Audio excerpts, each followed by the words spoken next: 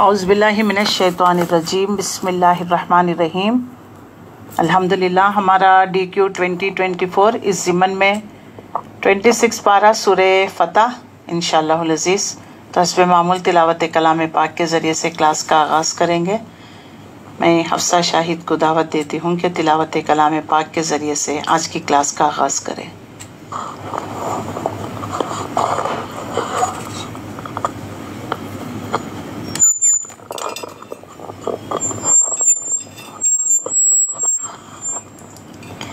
أعوذ بالله من الشيطان الرجيم بسم الله الرحمن الرحيم إنا فتحنا لك فتحا مبينا ليغفر لك الله ما تقدم من ذنبك وما تأخر ويتم نعمته عليك ويهديك صراطا مستقيما وينصرك الله نصرا عزيزا هو الذي أنزل السكينة في قلوب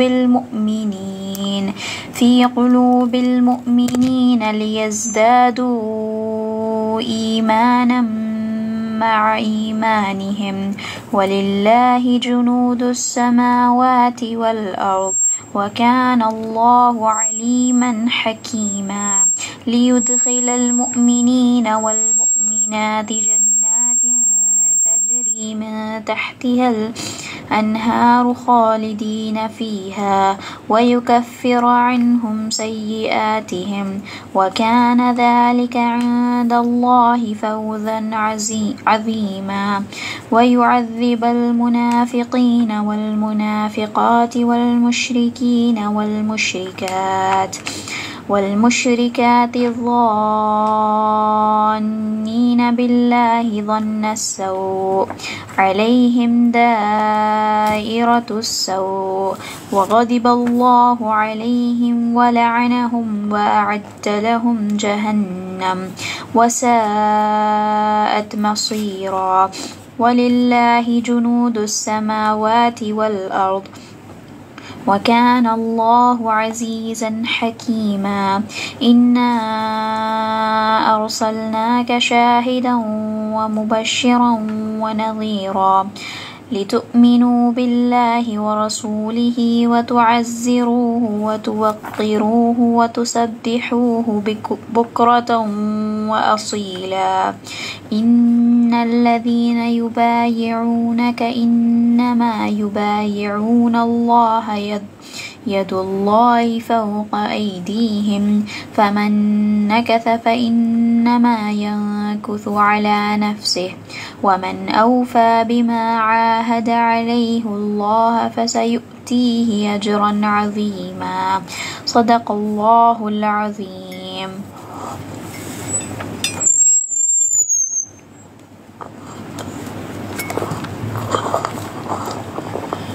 الحمدللہ رب العالمین، الصلاۃ والسلام علی رسولہ الکریم وآلہ وصحبہ اجمعین والعاقبۃ للمتقین، اما بعد۔ محترم خواتین اور عزیز بہنوں، السلام علیکم ورحمۃ اللہ وبرکاتہ۔ اعوذ باللہ من الشیطان الرجیم، بسم اللہ الرحمن الرحیم۔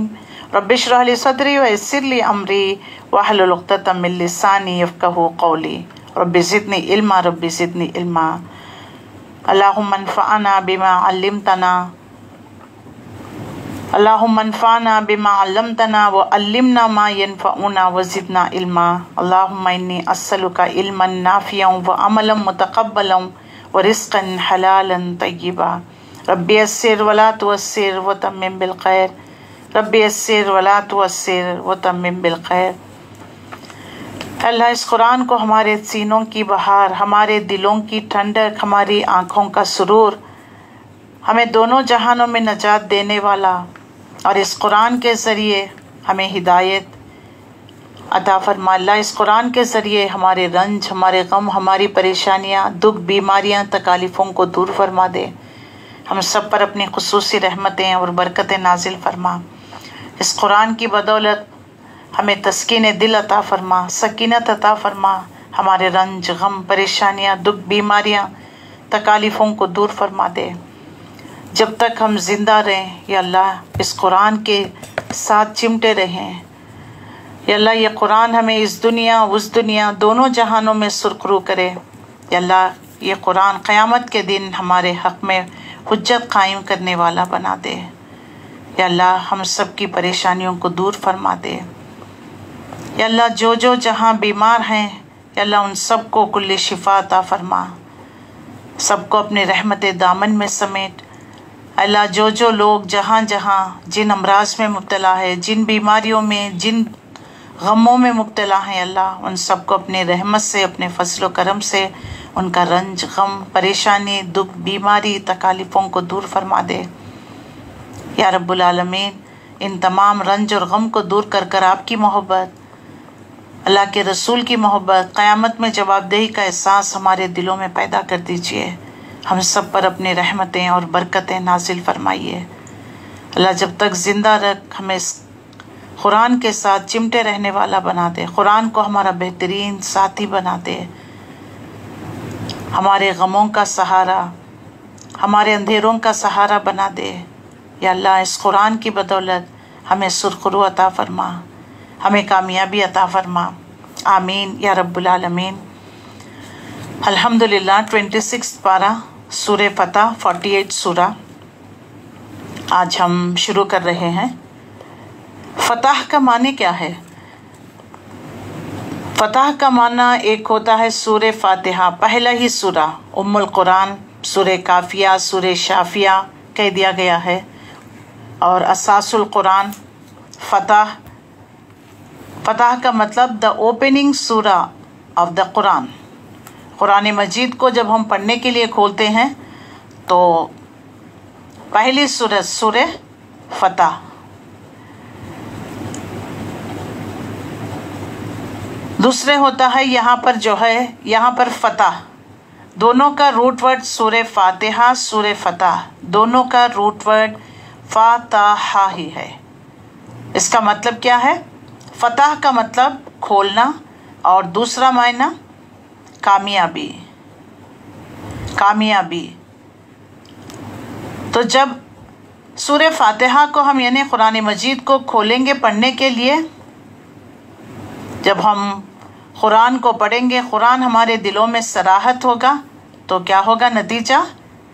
फतह, कामयाबी, कामरानी हमें नसीब होगी। अल्लाह ने वाज़े कर दिया है। दुनिया में कामयाबी चाहते हो तो इस कुरान को थाम लो, यह कुरान तुम्हें कामयाबी अता करेगा। दोनों जहानों में कामयाबी अता करने के लिए ये सूरत तुम्हारे लिए ने कुरान मजीद बेहतरीन हथियार है, बेहतरीन थेरेपिस्ट है। कुरान हमारे रंज और गम का सहारा है, हमारे नाउम्मीदी और हमारे अंधेरे ज़िंदगी के हो, गम के हो, रंज के हो, परेशानी के हो, नाउम्मीदी के हो, इन अंधेरों को निकाल कर हमें उजाले में लाने वाला कुरान मजीद है।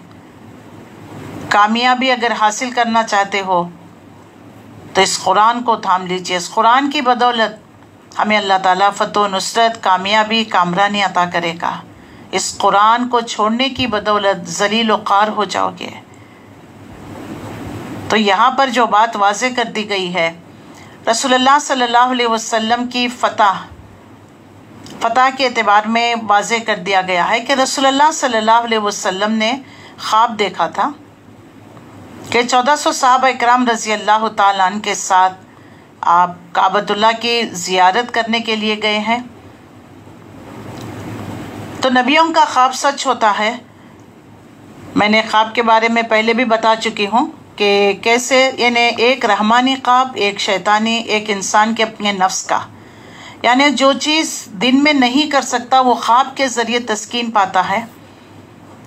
तो रहमानी ख्वाब जो होते हैं वही का एक हिस्सा है। इब्राहिम अलैहिस्सलाम ने ख्वाब देखा था। ख्वाब क्या था? बेटे को सिवा कर रहे हैं। यूसुफ अलैहिस्सलाम ने ख्वाब देखा था 11 तारे और सूरज चांद आपको सजदा कर रहे हैं। इसी तरीके से रसूलुल्लाह सल्लल्लाहु अलैहि वसल्लम का ख्वाब का जो है چاہے دین اسلام میں بھی ہو، دنیا میں بھی ہو، بہت اہم رول ہے. ہم اس کو مانتے نہیں آج کل جو ہے، مطلب کبھی سنتے بھی ہیں، کبھی یہ تو اس کو سیریسلی نہیں لیتے، یعنی ایزی گوئنگ کر لیتے ہیں. جبکہ خواب کی بھی بہت اہمیت ہے. رسول اللہ صلی اللہ علیہ وسلم کو ابتدائی دور پہ جب آپ صلی اللہ علیہ وسلم پر وحی کا سلسلہ شروع ہوا، اس سے پہلے خواب آنے لگے. رات میں آپ صلی اللہ علیہ وسلم کو جو خواب نظر آتا، دن میں وہ خواب نمایاں ہو جایا کرتا. تو روشن کی طرح آپ صلی اللہ علیہ وسلم ان خوابوں کو دیکھا کرتے. تو خواب ہماری زندگی کا ایک حصہ ہے.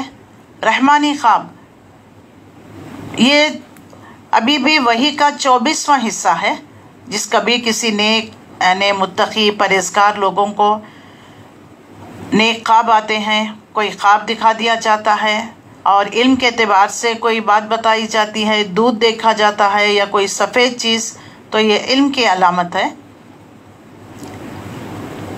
تو لہٰذا یہاں پر علم سیکھنا، کیونکہ رسول اللہ صلی اللہ علیہ وسلم کا دور کیسا دور ہے؟ علم کا دور ہے. اب یہ معجزات والا دور نہیں ہے.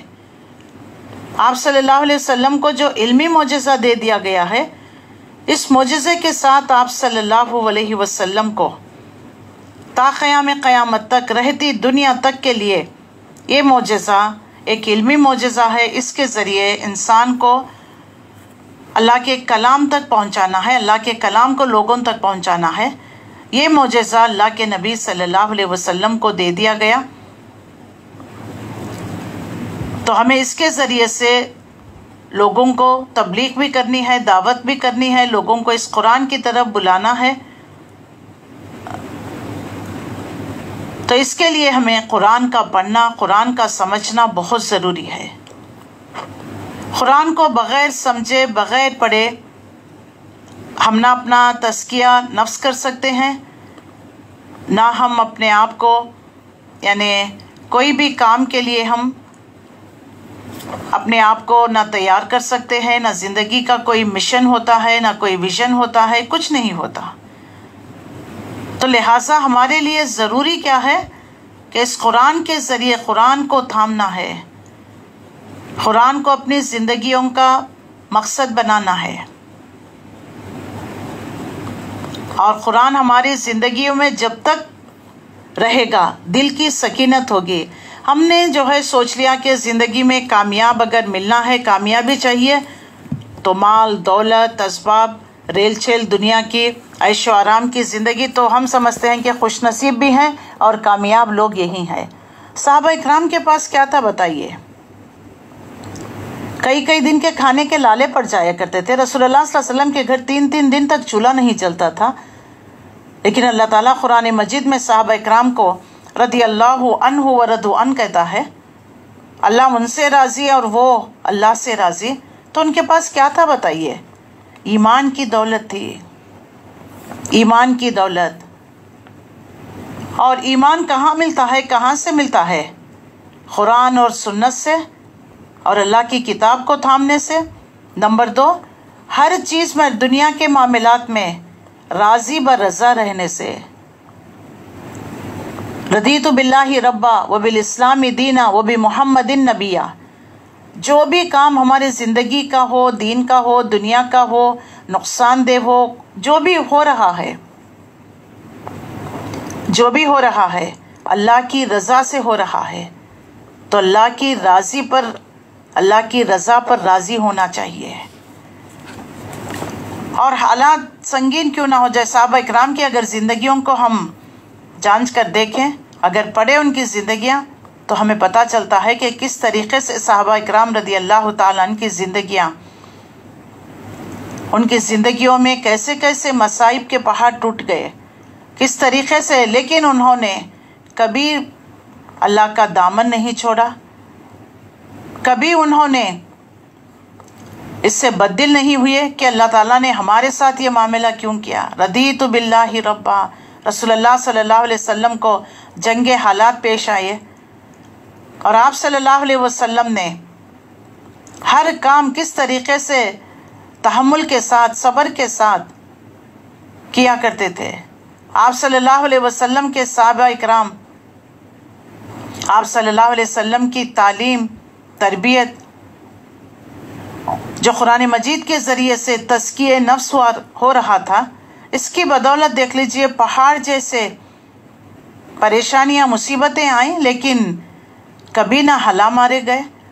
اگر ذرا سوچئے، حضرت سمیہ رضی اللہ تعالیٰ عنہ کو شہید کیا جا رہا ہے، آپ کے ساتھ جو معاملہ کیا جا رہا ہے، تو انہوں نے ایک پل کے لیے بھی نہیں سوچا کہ اگر مجھے شہید کر دیا جائے تو کیا ہوگا، کیسے ہوگا۔ نہ ڈرے، نہ انہوں نے کسی طریقے کا اقدام نہیں کیا، یعنی خوشی خوشی اپنے آپ کو اللہ کے سپرد کر دیا، یعنی جھوٹے الہ کو تو الہ کہنا گوارا نہیں کیا، اللہ کے خاطر انہوں نے جان دے دی۔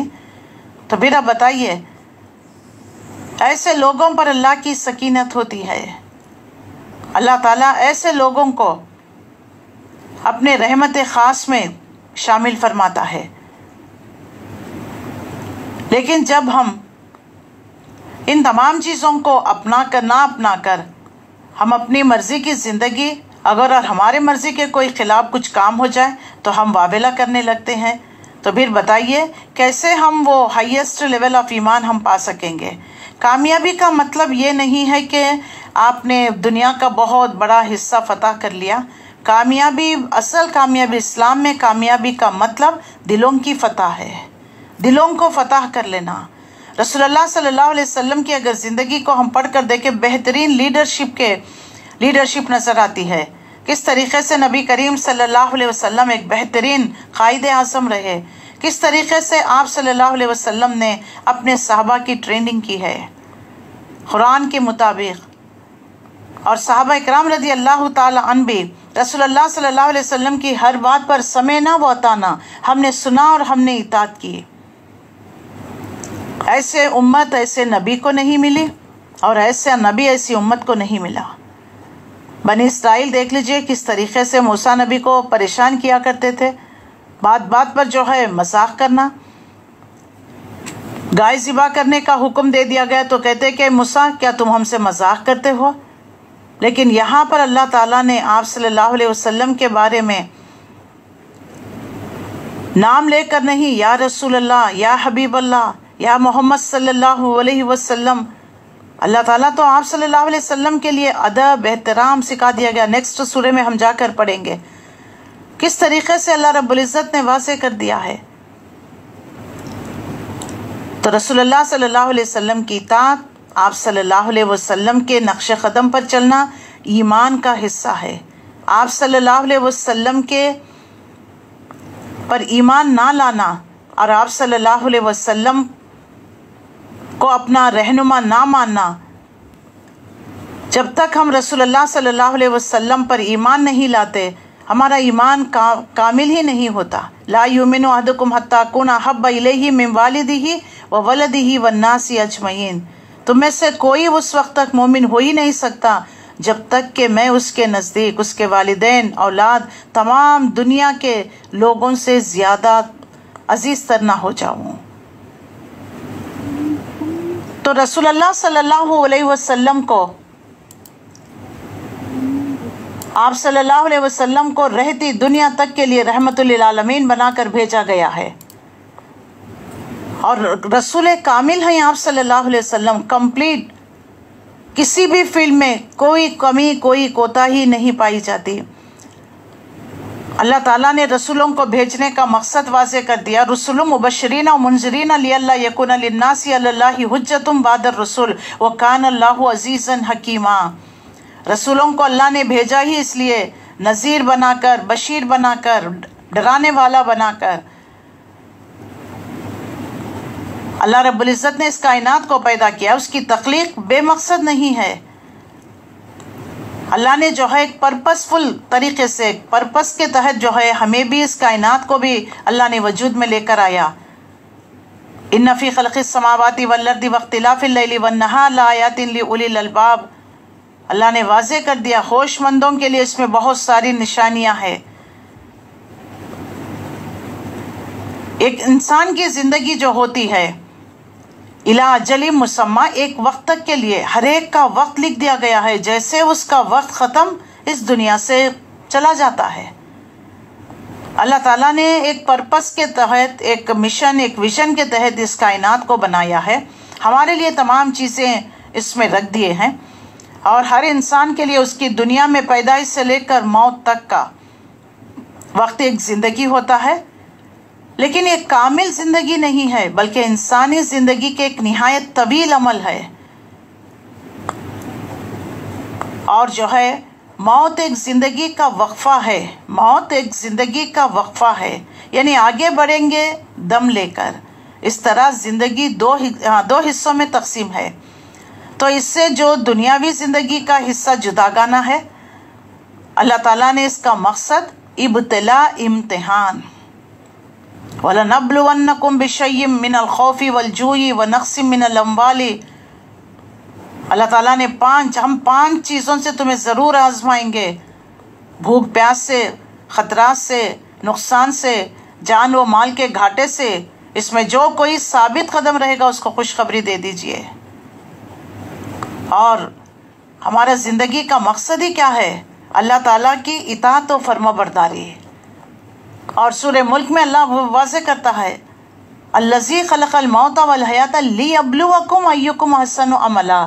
تمہاری زندگیوں کا مقصد کہ کون بہترین عمل کرتا ہے، اللہ کو تو ایک دیکھنا ہے. علامہ اقبال نے کیا خوب کہا: خلزم ہستی سے تو ابھرا ہے مانند حباب، اس ضیاء خانے میں تیرا امتحان ہے زندگی. اس زندگی کے بعد ایک موت آنے والی ہے. اس موت کے بعد حشر نشر، جزا سزا کا، فیصلوں کا ایک دن ہوگا، جسے قرآن میں یوم الدین کہہ دیا گیا ہے. اس دن طے ہوگا کہ انسان اپنی حیات دنیا میں اپنی صحیح جد و جہد کے اعتبار سے کامیاب رہا یا ناکامیاب. اس کے بعد وہ اپنی ابدی زندگی جنت میں بسر کرے گا یا جہنم کے شعلوں میں گزارے گا. اللہ تعالیٰ نے ہمیں جہنم سے وارن کرانے کے لیے ہی نبیوں کو بھیجتا چلا گیا، اور آخری نبی محمد مصطفیٰ صلی اللہ علیہ وسلم کے ذریعے ہمیں دین کو مکمل کرا دیا. شریعت مکمل ہو گئی، عبادت مکمل ہو گئی، اب کوئی چیز باقی نہیں رہی. اب انسان یہ نہیں کہہ سکتا کہ اب مجھے اس معاملے میں، اس فیلڈ میں کیا کروں، مجھے کچھ بات سمجھ میں نہیں آتی. پوری کی پوری رہنمائی رسول اللہ صلی اللہ علیہ وسلم کے ذریعے سے اللہ تعالیٰ نے ہمیں بتا دیا ہے، سکھا دیا ہے. اور ہم یہ نہیں کہہ سکتے کہ ہمیں اس بارے میں اس مسئلے کا حل نہیں مل رہا ہے. ڈوز اینڈ ڈونٹس واضح کر دیے گئے ہیں. قرآن جو ہے اسلام کا آئینہ ہے، یعنی اگر اسلام کے مطابق زندگی گزارنا ہے، اللہ کی رضا پر راضی رہنا ہے، تو قرآن تھام لینا ہے. اللہ تعالیٰ نے رسول اللہ صلی اللہ علیہ وسلم کا بعثت کا مقصد واضح کر دیا. قرآن مجید میں 3 مقامات پر آتا ہے: سورہ فتح، سورہ صف اور سورہ توبہ. هو الذی ارسل رسولہ بالہدی ودین الحق لیظہرہ علی الدین کلہ وکفی باللہ شہیدا. یہ سورہ فتح 28 آج انشاءاللہ ہم پڑھیں گے. هو الذی ارسل رسولہ بالہدی ودین الحق لیظہرہ علی الدین کلہ، یہ سورہ صف میں آیا، اور ایک جگہ سورہ توبہ میں بھی آیا ہے. تو وہی ہے اللہ جس نے بھیجا اپنے رسول کو ہدایت کے ساتھ دین حق دے کر، تاکہ غالب کر دے اس کو پورے کے پورے دین پر، اور کافی ہے اللہ بطور گواہ. تو بعثت کی امتیاز رسول اللہ صلی اللہ علیہ وسلم. تمام انبیاء میں کیا فرق رہا ہے؟ تمام انبیاء آئے، رسول اللہ صلی اللہ علیہ وسلم کے لیے لفظ جو ہے رسولہ کا آیا ہوا ہے. اور اسی طریقے سے بقیہ انبیاء و رسول کی نسبت ان کی حیثیت کچھ دوسری ہے. آدم علیہ السلام سے لے کر محمد مصطفیٰ صلی اللہ علیہ وسلم تک جتنے بھی رسول آئے، جن کو بھی منصب رسالت پر سرفراز کیا گیا ہے، یہ سب اللہ کے چنندے ہی تھے، اللہ کی طرف سے ہی آئے ہیں. لیکن تمام انبیاء نے یا قومی کہا. اس کے برخلاف رسول اللہ صلی اللہ علیہ وسلم کی دعوت کیا تھی؟ یا ایھا الناس اعبدوا ربکم الذی خلقکم. اے نوع انسان، اپنے رب کی بندگی کرو، پرستش کرو جس نے تم کو پیدا کیا ہے. انی رسول اللہ الیکم خاصہ والی الناس کافہ. اے قریش کے لوگوں، میں اللہ کا رسول ہوں، تمہاری طرف بالخصوص بھیجا گیا ہوں، نوع انسانی کی طرف بالعموم بھیجا گیا ہوں، خاص عربوں کے لیے، عام نوع انسانی کے لیے. اور ایک جگہ آتا ہے وَمَا أَرْسَلْنَاكَ إِلَّا كَافَّةً لِلنَّاسِ بَشِيرًا وَنَذِيرًا، سورہ سبا میں آتا ہے. سورہ انبیاء وَمَا أَرْسَلْنَاكَ إِلَّا رَحْمَةً لِلْعَالَمِينَ. تو یہ سب آیتیں اس بات کی دلالت کرتی ہیں کہ اللہ کے رسول صلی اللہ علیہ وسلم کو اللہ نے دین حق دے کر بھیجا تاکہ اس دین کو تمام ادیان پر غالب کر دے. خدا جا کر اب الہدا ہو گیا ہے، دین جا کر الدین بن گیا ہے، مکمل کمپلیٹ ہو گیا ہے. اللہ تعالیٰ نے اس بات کو بھی واضح کر دیا تھا. اور ہمارا جو ہے پچھلی کتابوں پر، آسمانی کتابوں پر بھی ایمان ہے، تورات پر بھی ہے، انجیل پر بھی ہے، زبور پر بھی ہے، صحیفہ ابراہیم میں بھی ہے، لیکن ہم فالو کریں گے قرآن مجید کو. دوسری چیز جو رسول اللہ صلی اللہ علیہ وسلم لے کر آئے، ایک تو تھا آپ کو ہدایت. آپ صلی اللہ علیہ وسلم کے ذریعے سے آخری ہدایت کامل ہو گئی جو رسول اللہ صلی اللہ علیہ وسلم لے کر آئے. اس ہدایت نامہ کو تا قیام قیامت نافذ کرنا، لہٰذا اس کی حفاظت کا ذمہ اللہ نے خود لیا ہے. دوسری چیز جو رسول اللہ لے کر آئے، جو بھیجے گئے دین حق ہے، ایک نظام زندگی، چاہے انفرادی طور پر ہو اجتماعی طور پر ہو، ایک ایسا عدل والا نظام اجتماعی میں سب کے حقوق اور فرائض کا ایک نہایت معتدل متوازن نظام موجود ہے. عدل جسٹس پر، جس میں کوئی کسی کے ساتھ زیادتی نہیں کر سکتا. وہ میزان ہے جس میں سب کے حقوق فرائض متعین کر دیے گئے ہیں. اور اس کے بعد جو ہے رسول اللہ صلی اللہ علیہ وسلم نے اس دین کو نافذ کر کر بتا دیا. یہ نہیں کہا کہ اس پر عمل کر لیا جائے، بلکہ رسول اللہ صلی اللہ علیہ وسلم کا بعثت کا مقصد اس نظام عدل و قسط کو پورے کے پورے نظام زندگی پر غالب کریں، قائم کریں، نافذ کریں جو اللہ کی طرف سے نازل کیا گیا. لہٰذا دین حق کے غلبے کے لیے ہمیں رسول اللہ صلی اللہ علیہ وسلم ایک عظیم انقلاب، آپ صلی اللہ علیہ وسلم کا جد و جہد ہمیں نظر آتا ہے. ایک مکمل انقلاب، بلکہ تاریخ انسان کا عظیم ترین انقلاب ہے جو رسول اللہ صلی اللہ علیہ وسلم نے برپا کیا. یہ ایسا انقلاب بغیر خون ریزی کے، یعنی کسی پر جو ہے اپنی مفاد کے لیے کبھی کسی پر چڑھائی نہیں کیا. رسول اللہ صلی اللہ علیہ وسلم نے کفر کو مٹانے کے لیے، ظلم کے خاتمے کے لیے آپ صلی اللہ علیہ وسلم نے 23 سال کے مختصر عرصے میں عرب کے گوشے گوشے تک توحید کا پرچم لہرایا.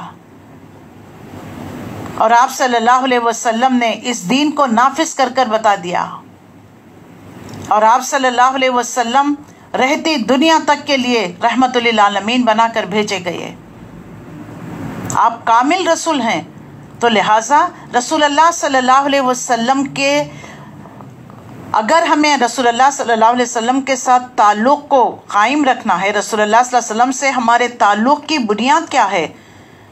آپ صلی اللہ علیہ وسلم پر ایمان لے کر آنا. 157 سورہ اعراف کی آیت ہے، کیونکہ رسول اللہ صلی اللہ علیہ وسلم پر اطاعت جو ہے ہمارا ایمان کا حصہ ہے. آج اسی چیز کو جو ہے مس کیا جا رہا ہے. اگر اللہ کے رسول کے بات مانے نہ مانے تو کیا فرق پڑے گا؟ ہمارے لیے قرآن کافی ہے، ہمارے لیے اللہ کا حکم کافی ہے؟ نہیں. اللہ کے رسول صلی اللہ علیہ وسلم جو دے وہ لے لے، جس سے منع کر دیا گیا اس سے رک جاؤ. وہ سورہ حشر میں اللہ نے واضح کر دیا. قرآن مجید تھیوری تو رسول اللہ کی زندگی پریکٹیکل ہے. تو جتنا ہم رسول اللہ صلی اللہ علیہ وسلم سے تعلق وابستہ کریں گے اتنا ہم اللہ کے قرب حاصل کریں گے. تو رسول اللہ صلی اللہ علیہ وسلم کے پر ہم، یعنی آپ صلی اللہ علیہ وسلم کا حق ہم کیسے ادا کر سکتے ہیں؟ جو لوگ ایمان لے کر آئے اس نبی پر اور جنہوں نے توقیر، تعظیم کی، رسول کی مدد کی، حمایت کی، یعنی اس مشن میں ان کے دستے بازو بنے رہے، اس کے مقاصد کی تکمیل میں اپنی صلاحیتیں، توانائی کو کھپائے، جنہوں نے اس نور کی اتباع کی جو رسول اللہ صلی اللہ علیہ وسلم کے ساتھ نازل کیا گیا، یہی لوگ فلاح پانے والے ہیں. تو رسول اللہ صلی اللہ علیہ وسلم کے ساتھ 4 بنیادیں: پہلا ایمان لے کر آنا، آپ کی تصدیق کرنا. دوسرا آپ کی توقیر، تعظیم کرنا. تیسرا نصرت اور حمایت. چوتھا جو نور ہدایت یعنی قرآن مجید جو نازل ہوا ہے اس کی پیروی کرنا. اور اپنی زندگی کے ہر عمل کے لیے آپ صلی اللہ علیہ وسلم کے طریقے کو اپنا لینا، آپ صلی اللہ علیہ وسلم کی سے رہنمائی حاصل کرنا. اور ایمان کا مطلب کیا ہے؟ اقرار باللسان اور تصدیق بالقلب. تو اسی طریقے سے اللہ تعالیٰ نے نبی صلی اللہ علیہ وسلم کو آخری نبی بنایا، اور ایسی بہترین امت آپ صلی اللہ علیہ وسلم کے ذریعے سے تشکیل میں آئی، جو صحابہ جن کو ہم کہتے ہیں، ان کا ذکر اللہ تعالیٰ نے تورات اور انجیل میں بھی واضح کیا ہے، ان کی خوبیوں کو واضح کیا ہے کہ کیسے ہیں، ان کی خوبیاں کیا ہے۔ رسول اللہ صلی اللہ علیہ وسلم پر جان فدا کرنے والے، جہاں آپ صلی اللہ علیہ وسلم کا پسینہ وہاں اپنا خون بہانے کے لیے تیار۔ آپ صلی اللہ علیہ وسلم جب وضو کرتے تو پانی چھپٹنے کے لیے صحابہ اکرام دوڑ لگایا کرتے۔ صحابہ کی محبت، اطاعت، فرما برداری کیسی تھی، اسی لیے وہ کامیاب ہو گئے۔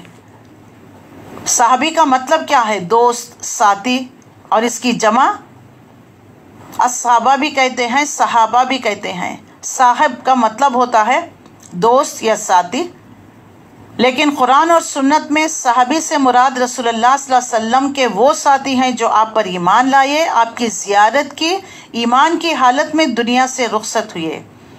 صحابی کا لفظ رسول اللہ صلی اللہ علیہ وسلم کے ساتھیوں کے لیے ہی خاص ہے، لہٰذا اب یہ لفظ کوئی دوسرا شخص اپنے ساتھیوں کے لیے استعمال نہیں کر سکتا۔ صحابی واحد ہے اور اس کی جمع اصحاب بھی ہے، صحابہ بھی ہے، اور ان کی جو ہے فضیلت، ان کی عظمت، ان کی فضیلت کے بارے میں اللہ تعالیٰ نے خود قرآن مجید میں بھی واضح کر دیا ہے، اور صحابہ اکرام رضی اللہ تعالیٰ عنہ کی مقدس جماعت اس روئے زمین پر رسول اللہ کے زمانے سے لے کر ابد تک پیدا ہونے والی تمام مخلوق انبیاء کرام کے بعد سے افضل و اعلیٰ ہے۔ ان کی فضیلت کو، ان کی عظمت صحابہ اکرام رضی اللہ تعالیٰ عنہ کو ہی حاصل ہے۔ اللہ تعالیٰ نے انہیں دنیا میں ہی مغفرت، جنت، اپنی رضا کی ضمانت بھی دے دی ہے۔ رسول اللہ صلی اللہ علیہ وسلم نے اپنے صحابہ کی خصوصیت کو، ان کی عظمت کو واضح کرتے ہوئے فرمایا، اور جو لوگ ایمان لائے، ہجرت کی، اللہ کی راہ میں جہاد کیا، جنہوں نے مہاجرین کو جگہ دی، ان کی مدد فرمائی، یہی لوگ سچے مومن ہیں، ان کے لیے بخشش ہے اور عزت کا رزق ہے۔ اللہ نے سورہ انفال میں ان کی شان کو بیان کیا ہے، اور اتنا ہی نہیں ہے، سورہ حشر میں یہ مہاجرین، یہ مال ان مہاجرین کے لیے ہیں جو اپنے گھر بار سب کچھ چھوڑ کر نکلے ہیں اللہ کی راہ میں، وہ اللہ کا فضل، اس کی رضا چاہتے ہیں اور اللہ اور اس کے رسول کی مدد کرتے ہیں، یہی لوگ ایمان میں سچے ہیں۔ اللہ تعالیٰ نے جو ہے ان کی بارے میں قرآن مجید میں بہت سارے، قرآن مجید کی آیتوں میں دلالت کرتی ہے۔ رسول اللہ صلی اللہ علیہ وسلم نے اپنے صحابہ کی عظمت کو واضح کرتے ہوئے فرمایا، کوئی شخص احد کے پہاڑ کے برابر بھی سونا خرچ کر دے تو صحابہ اکرام کے ایک مد، ایک سا یعنی قریباً 500 گرام یا نصف مد جو ہوتا ہے، اس کے برابر بھی نہیں پہنچ سکتا۔ مسلم نے روایت کیا ہے، اور آپ صلی اللہ علیہ وسلم نے فرمایا، میرے زمانے کے لوگ یعنی صحابہ اکرام سب سے افضل ہیں۔ مسلم نے روایت۔ آپ صلی اللہ علیہ وسلم کا ارشاد ہے، تمام مہاجرین صحابہ اکرام رضی اللہ تعالیٰ فرشتوں سے افضل ہیں۔ آپ صلی اللہ علیہ وسلم نے فرمایا، قیامت کے روز مہاجرین صحابہ اکرام سونے کے ممبر پر جلوہ افروز ہوں گے۔ ابن حبان نے اس کو روایت کیا، اور آپ صلی اللہ علیہ وسلم نے فرمایا، انصار میرے قلب اور جگر ہیں، ان پر جو میرا حق تھا وہ انہوں نے ادا کر دیا، اب ان کا جو حق ہے یعنی جنت مجھ پر باقی ہے۔ بخاری نے روایت کیا۔ انصار کے حق میں یعنی مدینے والوں کے حق میں آپ صلی اللہ علیہ وسلم نے دعا فرمائی، یا اللہ انصار کو بخش دے، ان کی اولادوں کو بخش دے، ان کی اولاد کی اولادوں کو بخش دے، ان کی عورتوں کو بخش دے۔ ترمذی نے روایت کیا۔ عشرہ مبشرہ میں سے حضرت سعید بن زید فرماتے ہیں، اللہ کی قسم، کسی صحابی کا ایک غزوے میں شریک ہونا غیر صحابی کی ساری زندگی کے اعمال سے افضل ہے، خواہ اسے نوح علیہ السلام کے برابر عمر دی گئی ہو۔ مسند احمد نے اس کو روایت کیا ہے۔ عبداللہ بن عمر فرماتے ہیں، کسی صحابی کے رسول صلی اللہ علیہ وسلم کے ساتھ گھڑی بھر کی رفاقات غیر صحابی کی ساری زندگی کے نیک اعمال سے افضل ہے۔ ابن ماجہ نے روایت کیا۔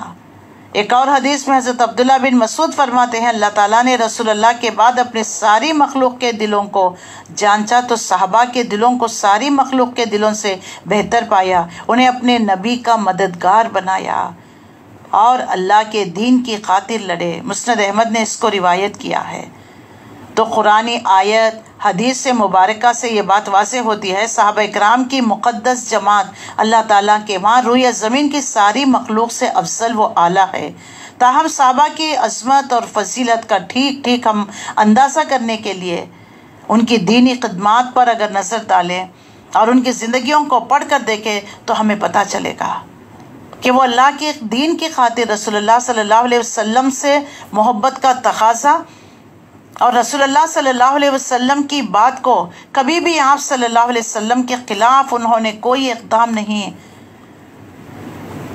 تو اللہ تعالیٰ نے اس سورے میں نبی صلی اللہ علیہ وسلم نے جو ایک خواب دیکھا اس کے بارے میں ہمیں واضح جو ہے بخاری کی روایتوں سے پتہ چلتا ہے کہ رسول اللہ صلی اللہ علیہ وسلم نے 6 ہجری میں آپ نے ایک خواب دیکھا کہ آپ 1400 صحابہ کو لے کر یعنی کعبے کی زیارت کے لیے یعنی عمرہ کے لیے گئے ہیں۔ تو نبیوں کا خواب سچ ہوتا ہے، تو لہٰذا نبی صلی اللہ علیہ وسلم نے اعلان کر دیا جو کوئی عمرہ کرنا چاہتا ہے تو وہ نبی صلی اللہ علیہ وسلم کے ساتھ نکل پڑے۔ تو رسول اللہ صلی اللہ علیہ وسلم کے ساتھ صحابہ کی ایک جمعیت مکے میں جو ہے مکے کی طرف روانہ ہوئے، عمرہ کا احرام باندھ کر جنگی ساز و سامان ساتھ لیے ہوئے نکل گئے، اور جو ہے مکے میں یہ خبر پہنچ گئی کہ رسول اللہ صلی اللہ علیہ وسلم اپنے صحابہ کو لے کر عمرہ کے لیے آ رہے ہیں اور عمرہ کا احرام باندھا ہوا ہے۔ معنوں میں جو ہے حسب معمول روایت کے مطابق ایک تلوار رکھ لے کر نکلے ہوئے ہیں، اور ہدی کے جانور ہیں، ان کے گلوں میں علامت کے طور پر پٹے بھی ڈال دیے گئے ہیں۔ 170 اونٹ ساتھ لے کر ان کی گردنوں میں ہدی کی علامت کے طور پر قلادے پڑے ہوئے ہیں۔ تلوار معنوں میں صرف ایک تلوار رکھی گئی ہے جس کی تمام جو ہے عرب کا دستور کے مطابق اب یہ قافلہ نکل پڑا۔ اس وقت مکے اور مدینے کے تعلقات کی جو نوعیت تھی عرب کا بچہ اچھی طرح جانتا تھا۔ ابھی پچھلے ہی سال شوال 5 ہجری میں قریش کے عرب کے قبائل اور قریش نے متحد ہو کر طاقتیں جمع کر مدینے پر چڑھائی کی تھی۔ نتیجہ کیا ہوا؟ ان کو منہ کی کھانا پڑی، واپس لوٹ کر چلے گئے۔ رسول اللہ صلی اللہ علیہ وسلم نے اتنے بڑے قافلے کے ساتھ اپنے خون کے پیاسے دشمنوں کی گھر کی طرف روانہ ہوئے تو پورے عرب کی نگاہ میں اس عجیب سفر کی طرف مرکوز ہو گئے کہ یہ دشمنوں کے گھر میں جا رہے ہیں، حالانکہ ابھی یہ واقعہ ہوا ہے کچھ عرصہ پہلے ہی، اور یہ سب دشمن ہیں آپ کی جان کے، آپ کے خون کے، اور صحابہ کرام جنہوں نے ہجرت کر مدینے کی طرف روانہ ہو گئے ہیں، لیکن اسلام کی خاطر اللہ کے گھر کی طرف یعنی احرام باندھ کر نکلے ہوئے ہیں۔ صرف ایمان دلوں میں تھا، کوئی عداوت دشمنی نہیں تھی۔ اور یہاں پر قریش کے لوگوں کو رسول اللہ صلی اللہ علیہ وسلم کا اس اقدام نے بڑا سخت پریشانی میں ڈال رکھا۔ ذی قعدہ کا مہینہ تھا، ان حرام مہینوں میں سے تھا جو صدیوں سے عرب کے رواج میں تھا، حج و زیارت کے لیے جو ہے محترم سمجھا جاتا۔ 4 مہینے محترم احترام جو کیا جاتا، ذی قعدہ، ذی الحجہ، محرم اور رجب کا مہینہ، یعنی حرمت والے مہینے، اس میں جنگ و جدال، لڑائی جھگڑا نہیں کیا جاتا۔ اب لوگ جو ہے رجب کے مہینے میں عمرہ کے لیے آیا کرتے اور ذی قعدہ ذی الحجہ میں تو حج کے لیے آیا کرتے۔ تو جیسے رسول اللہ صلی اللہ علیہ وسلم اس 1400 صحابہ کے قافلے کو لے کر نکل پڑے، اب یہاں پر کفار مشرکین کو یہ جیسے بات پتہ چل گئی، انہوں نے سوچا کہ کسی نہ کسی طریقے سے کوئی نہ کوئی ہیلا بہانہ کر رسول اللہ صلی اللہ علیہ وسلم یہ جو صحابہ کی جمعیت کو لے کر آ رہے ہیں انہیں روک دیا جائے۔ تو رسول اللہ صلی اللہ علیہ وسلم جب اس قافلے کو لے کر آگے بڑھے اور صلح حدیبیہ ذوالحلیفہ پہنچ کر سب نے عمرے کا احرام باندھ لیا۔ قربانی کے لیے 170 اونٹیں ساتھ لے کر آئے ہوئے تھے۔ اب جیسے جو ہے احرام باندھ کر ابھی مکے کی طرف روانہ ہی ہونے والے تھے، بنو کعب کے ایک شخص کو جو نبی صلی اللہ علیہ وسلم نے مخبر کی حیثیت سے اس کو آگے بھیجا، CID کی حیثیت سے کہ جا کر دیکھو کہ قریش مکہ کیا سوچ رہے ہیں۔ وہ قریش کے ارد گرد ان کی نقل و حرکات سے آپ صلی اللہ علیہ وسلم کو بر وقت اطلاع دے دے۔ جب آپ صلی اللہ علیہ وسلم عسفان پہنچے، یہ عسفان کا علاقہ 8 میل کے فاصلے پر مکہ ہے، یعنی مکے سے 8 میل کے فاصلے پر عسفان کے علاقے پر آپ نے پڑاؤ ڈالا تھا۔ تو قریش کو اطلاع ہو گئی، تو یہ پوری تیاری کے ساتھ ذی طوا کے مقام پر آ کر آپ صلی اللہ علیہ وسلم کو روکنے کی کوشش کی۔ وہاں پر اس مقام پر پہنچ گئے اور خالد بن ولید جو انہوں نے 200 سواروں کے ساتھ ابھی وہ ایمان لے کر نہیں آئے، قراء الغمیم جس کو کہتے ہیں، وہاں پر آ کر رسول اللہ صلی اللہ علیہ وسلم ان کو آگے بھیجا کہ مسلمانوں کا راستہ روک دیا جائے۔ اور قریش کی چال یہ تھی کہ کسی نہ کسی طریقے سے رسول اللہ کے ساتھیوں سے چھیڑ چھاڑ کر ان کو اشتعال دلا دے اور اس پر لڑائی ہو جائے تو پورے ملک میں مشہور کر دے، دیکھو جی یہ لوگ تو اصل میں آئے تھے لڑنے کے لیے، مگر بہانہ انہوں نے عمرہ کا کیا تھا، یہ احرام محض دھوکہ دینے کے لیے باندھا گیا تھا۔ اس طریقے سے پروپیگیٹ کر دیا جائے۔ رسول اللہ صلی اللہ علیہ وسلم اطلاع پاتے ہی فوری راستہ بدل دیا اور ایک نہایت دشوار راستے سے، کٹھن راستے سے سخت مشقت اٹھا کر حدیبیہ کے مقام پر پہنچ گئے جو عین حرم کی سرحد پر واقع تھا۔ یہاں بنو خزاعہ کا سردار، بنو خزاعہ یہ وہ قبیلہ تھا رسول اللہ صلی اللہ علیہ وسلم کی پیدائش سے پہلے کعبۃ اللہ کی مجاوری جو کیا کرتا تھا۔ بنو خزاعہ کا سردار حدیل بن ورقہ یہ اپنے قبیلے کے چند آدمیوں کے ساتھ آپ صلی اللہ علیہ وسلم کے پاس آیا اور اس نے پوچھا کہ آپ کس غرض کے لیے آئے ہیں؟ تو آپ صلی اللہ علیہ وسلم نے فرمایا ہم کسی لڑنے کے غرض سے نہیں آئے ہیں، صرف بیت اللہ کی زیارت، اس کا طواف ہمارے پیش نظر ہے۔ یہی بات ان لوگوں نے جا کر قریش سردار کو بتا دی اور ان کو مشورہ دیا کہ یہ لوگ، ان کا راستہ روکنا ٹھیک نہیں ہے، یہ لوگ اللہ کے گھر کی زیارت کے لیے آئے ہوئے ہیں۔ لیکن قریش ضد میں اڑے ہوئے تھے۔ پھر انہوں نے جو ہے احابیش کا سردار حلیس بن علقمہ اس کو بھیجا رسول اللہ کے پاس، جا کر وہ بات کو سمجھائیں اور واپس ان کو بھیج دیں۔ سرداران قریش کا مقصد یہ تھا کہ رسول اللہ صلی اللہ علیہ وسلم اس کی بات نہ مانیں گے تو وہ ناراض ہو جا کر پلٹے گا اور پھر حابش کی پوری طاقت لے کر آ جائے گا۔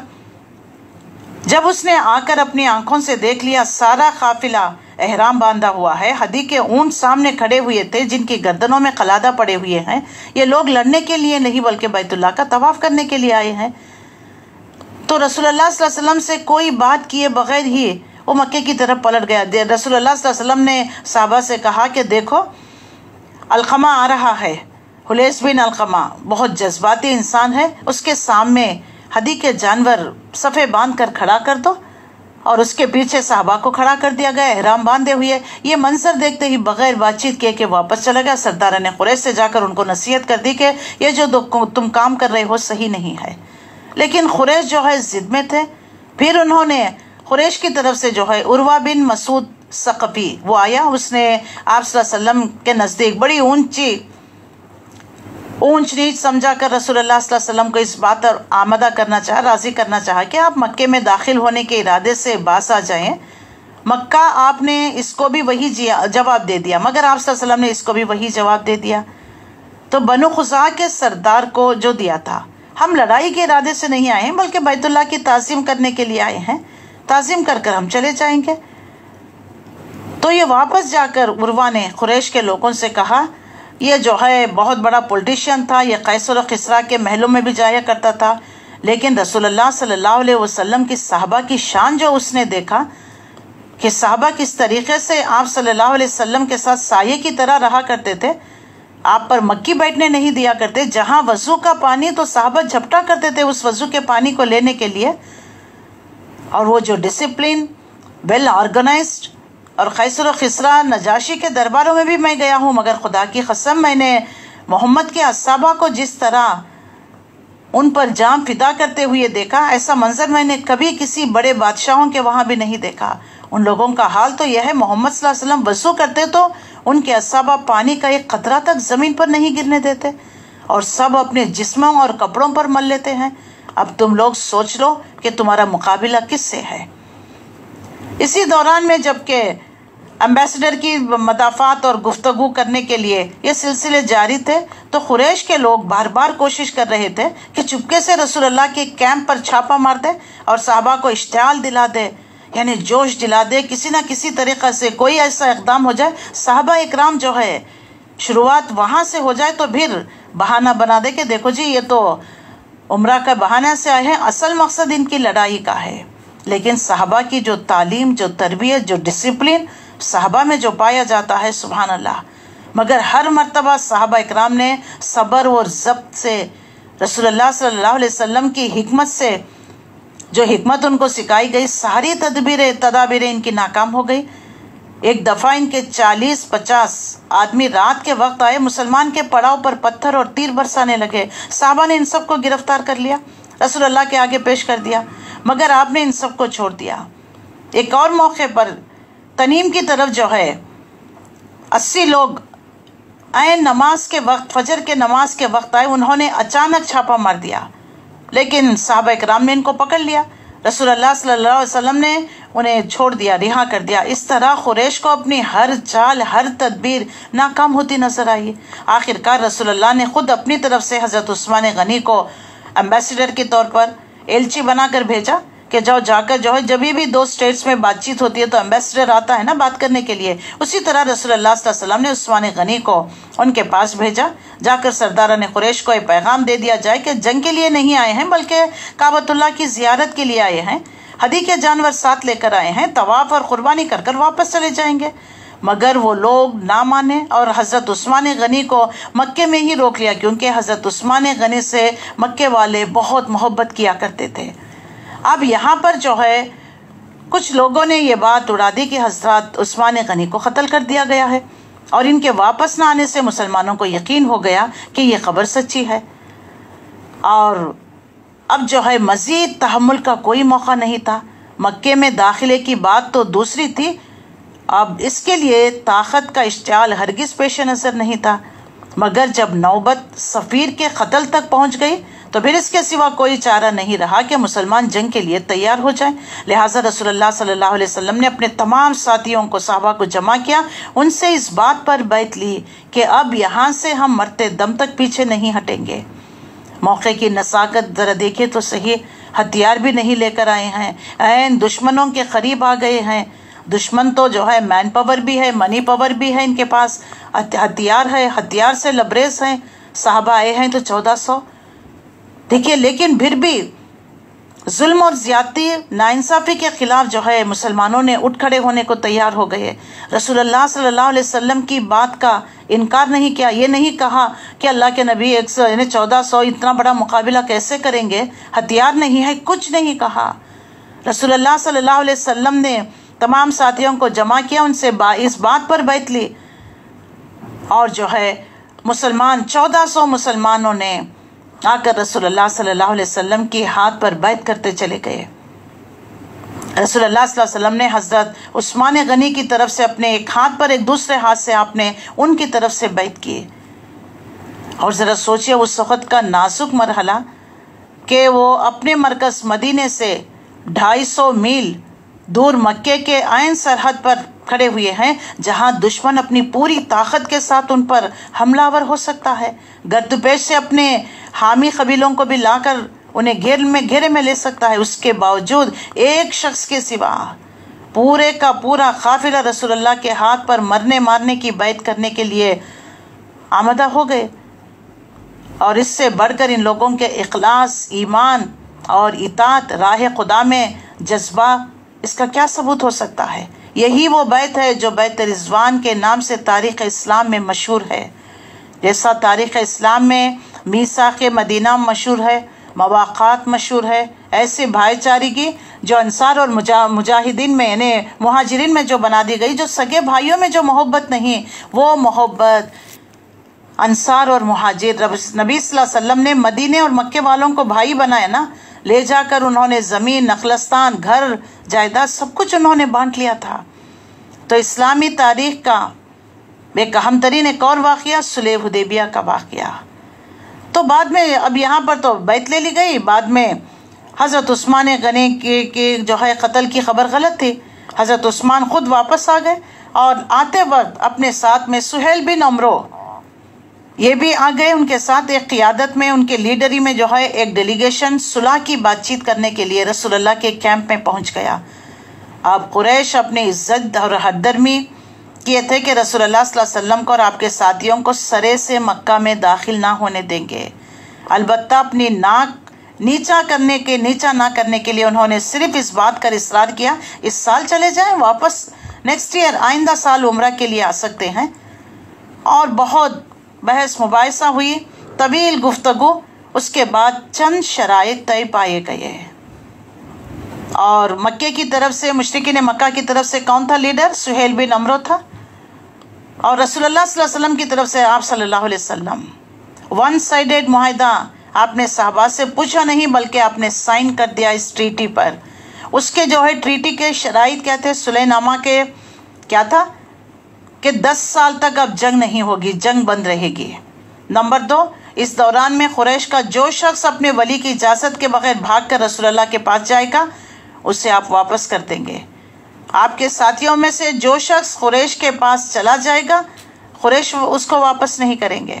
نمبر 3، اب قبائل عرب میں سے جو قبیلے بھی جن کی طرف مکے والوں کے ساتھ یا مدینے والوں کے ساتھ اپنا سپانسرشپ یا حلیفانہ تعلق قائم کر سکتے ہیں۔